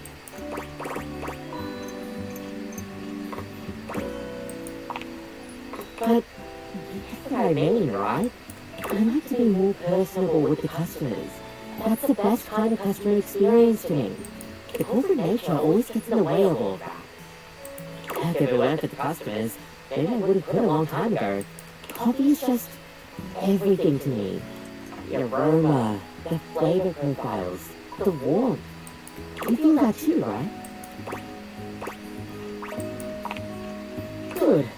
But somebody around here does.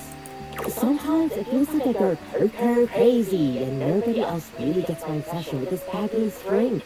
Especially with the boss like, look, I wasn't going to say anything while he was here, but he's making new plans. Plans that I don't like.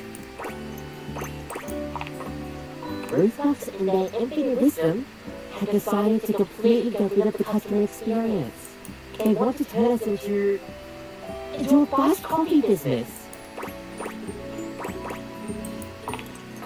Exactly. They say the whole ordering system needs to be completely revamped to maximize profit.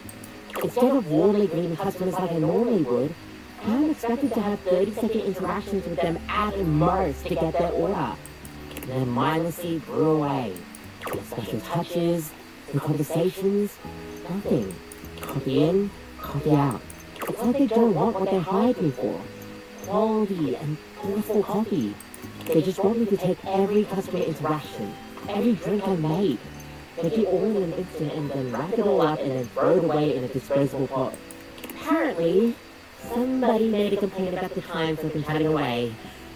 Mainly to you.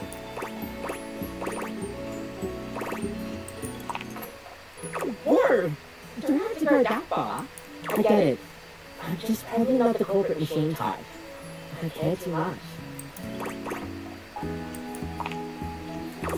Somewhere else? I guess I never thought of that before. I mean, I guess I do know a thing or two about my coffee, but Roofbox has a complete monopoly on the coffee business. There's nowhere else for me to go. Oh, I mean, it's a lot of work to make that happen. I wouldn't have any corporate backing or anything like that. Do I even have what it takes to make it? You know what? With your support, I guess I could do anything. I'm the one making the coffee and seeing the customers day in, day out. I'll have to give this some thought, but maybe I can do it. I'm a smart being, I know I'll be able to figure this out. All thanks to you. If you hadn't encouraged me to step out on my own, I would have never been able to even think about this. It'll take a lot of work, and honestly, still a lot of hours I need to do under Roofbox to get stuff going, but it's worth it to chase after my dreams. Thank you. Thank you so much.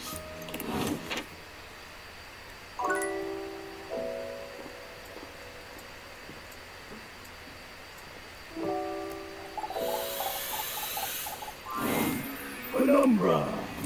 My friends and I are watching horror movies on Discord. Wanna join us? No cap? This needs a different form. I enter so I can walk into the light? For real? But it's not light out. Come back when it's light, okay? I want the first thing I see to be the sun.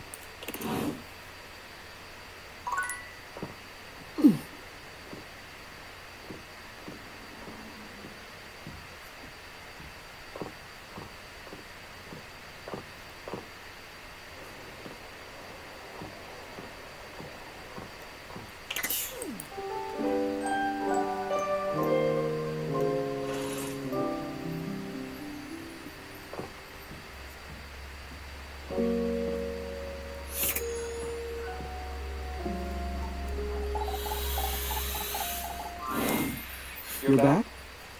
You have what you need?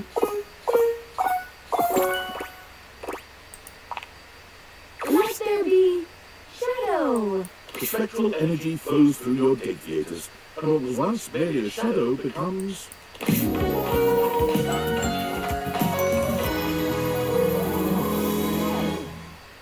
I feel so warm. Skips looks up at the sun for the first time, stretching his now human hand towards it in wonder.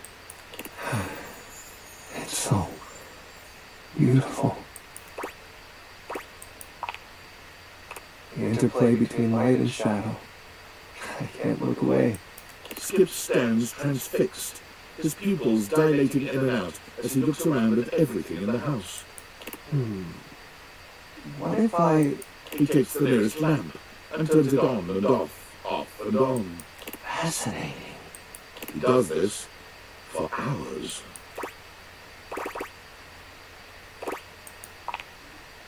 Ooh, the contrast between the volumes. These shapes which transfix me. I know what I need to do now. With resolve in his eyes, Skips stares straight into your soul. Lights dance between his irises. I will become Lord of Shadows. By joining the local theatre troupe as a lighting operator. Spotlight on!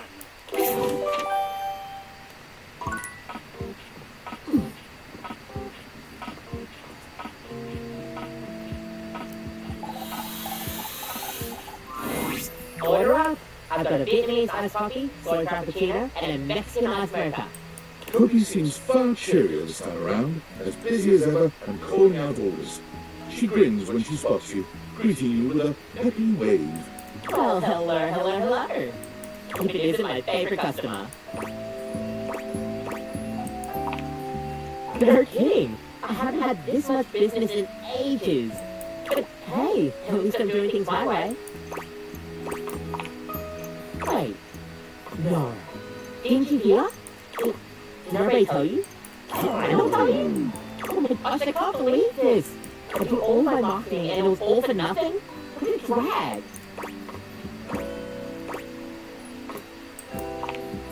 Oh, right. I'm sorry, family again. Kopi sets her coffee implements down and gestures all around her, absolutely radiating pride. I did. I went and made my own cafe. Welcome to my little slice of paradise.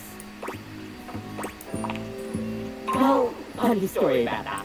It was kind of like mutiny. I still get to keep the space, but I get to do things my way. But once the others realized that Roof Rocks had nobody else to be a barista, they started ordering out of my own brand in real fast.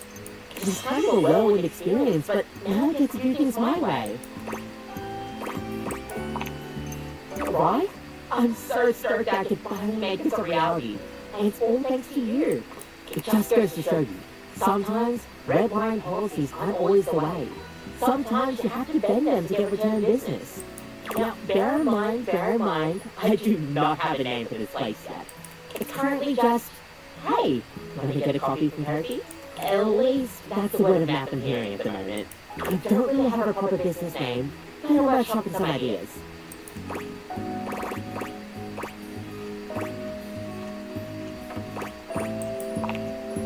I think... no. Next time you come around, hopefully I'll have something ready. I seriously can't thank you enough for all of this. Which reminds me, you've been one of my favorite customers, and, well, I don't get this close to just anybody. I think I love you. Like, more than a friend way. Like, maybe it's too much to ask and it's just wishful thinking on my part, but I've been seeing the signs from here. I think I'm ready to take this to the next step. Bring it to my coffee. Do you think we can be more than just barista and customer? Really? Gosh, I'm so glad. Koki, with you as her right hand, thrives in the coffee business. Under her leadership, the house's coffee has never been better. Customers are satisfied and have started to take a keen liking to chatting away with Koki. Your love and support has shaped her new perspective on life and coffee. She insisted all of her new drinks be dedicated to you, with your name adorned on the menu. Without the shackles of corporate greed over her, she is the go-to spot for anybody looking to get a nice warm reception. She's happy to have you right by her side, eagerly awaiting for you to try her next cup of coffee.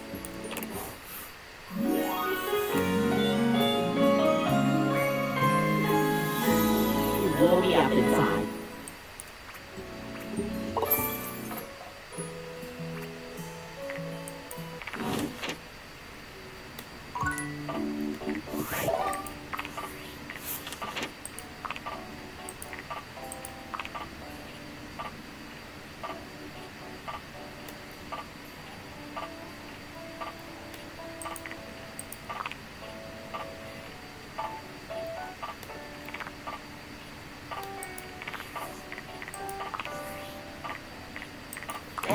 Nights. I respect here with a very special announcement. Just kidding. It's your CEO, David Most. Sorry for joshing you all with that little fib. I just thought a little levity would be a welcome respite from all the unwelcome tension around here. What with the constant firings and the increasing threats from the federal government, it feels like we've all been a little on edge lately. In fact, I think we could all use a much-needed break. To that end, I'm inviting you all to this quarter's Valdivian team building retreat in beautiful Augusta, Missouri. America's first wine region. Come sip on blackberry wine. The first 15 ounces are on us. Ride the wine trolley. It's free. And luxuriate in the limited complimentary facilities. TBD. All you have to do is show up. Oh, and bring one top-secret prototype to share with the group. This will serve as your proof of admittance. It can be something you built yourself, or something you maybe found lying around in the convention hall. It's totally up to you. I'm so excited to relax with you and see all your amazing prototypes.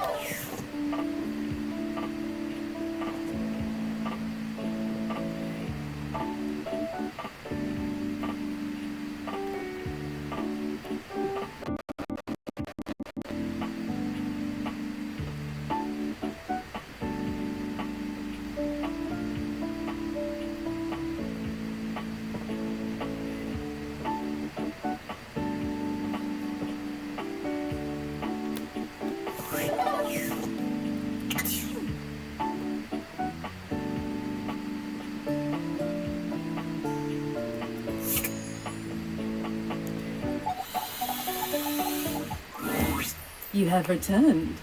Have you come to entertain me, human? Truly?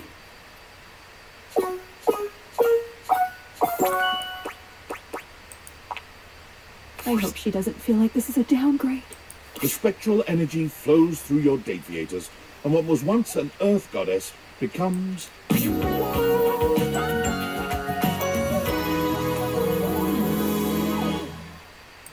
Oh, I feel so finite, so small. Is this how you've always felt, human? No. I should call you by your name. I am human now, too. I shall have to take your word for it. I suppose there must be some benefit to being human. I will go now and see what there is to see. I shall experience all the things humanity has to offer. If I do not get this small, weak body killed, perhaps I will return someday. Farewell. One might have expected Rongo my Fenwa to hold herself at a distance from humanity, but she embraces these new opportunities to the fullest. She finds she enjoys the dirtiest, messiest experiences. Anything involving dirt and mud is a clear draw. Rongo my Fenwa finds her true calling when she visits a dairy farm.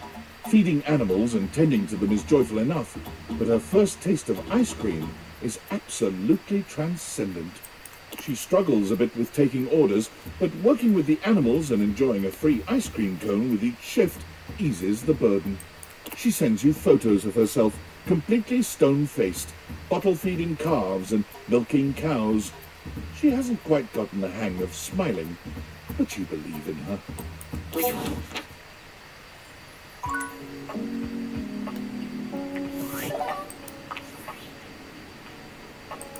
Hey, you there? Feeling kind of weird about work shit. Okay, so I'm being promoted because customer service is officially dead, courtesy of Val 9000. So I'm gonna get to move up into management, like company-wide. And to be honest, I don't really know what to feel about this. You'd think, right? But this is not the same company it was when I first started. And David Most has completely lost his shit. He was always a weirdo, like most or perhaps all billionaires are, but he's been fucking unhinged lately. He's fired so many people, and every time he comes around, everyone panics. Everyone is stressed and anxious all day, every day. Do I even want to stay for this? It is, honestly. But should I just deal with it? Fuck, like, Sam of last year would have said I'm insane for even, like, thinking of turning this down. But David Most wasn't, like, publicly losing his marbles last year. Every day brings a new meltdown. I'm scared of him, honestly.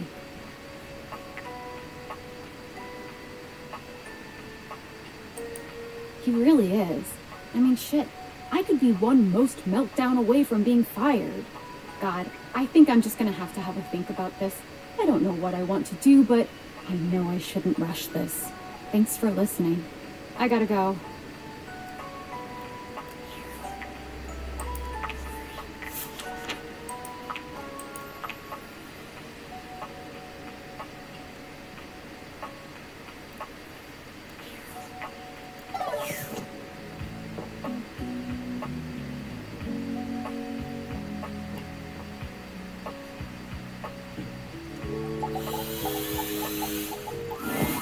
Oh, you're back. Do you have everything needed to realize us?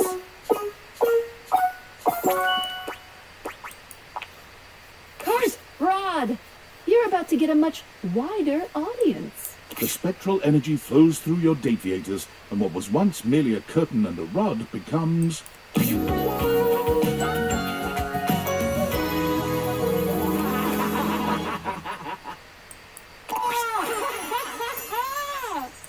Yo! You look fly! And you look dope! This is real! Oh my goodness! Thank God our fits are together. I know, right? I hate to have to call you out within the first seconds of you being a human. Before you stand two of the finest fabric specimens you have seen in a long time. And to think, you just had them in your windows for everyone to see. Thank you for this. For real, this is fantastic. The two don't stick around long. They build and act as a comedy duo, hitting the comedy clubs and rocketing to fame. It isn't long before they have a show on the Chuckle Channel, making skits and topical segments. Each episode has a shade segment where they use the audience as the butt of their jokes. So, you chose to come to a show dressed like that? They have good taste in comedy. Not close. Soon, Rod decides to leave the show in order to follow his dream of making socially relevant thriller movies.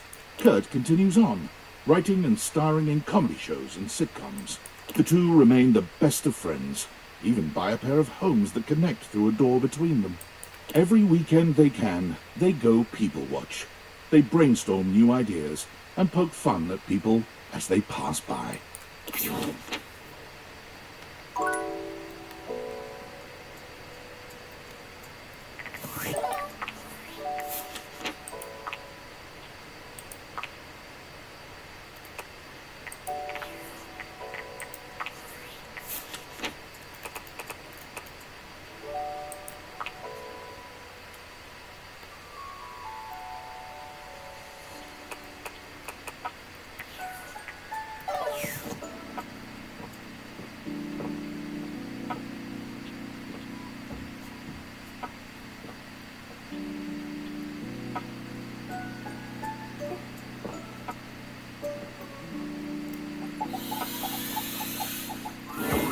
You're back. Are we really doing this? Take your time and do what you need to. I'll be here.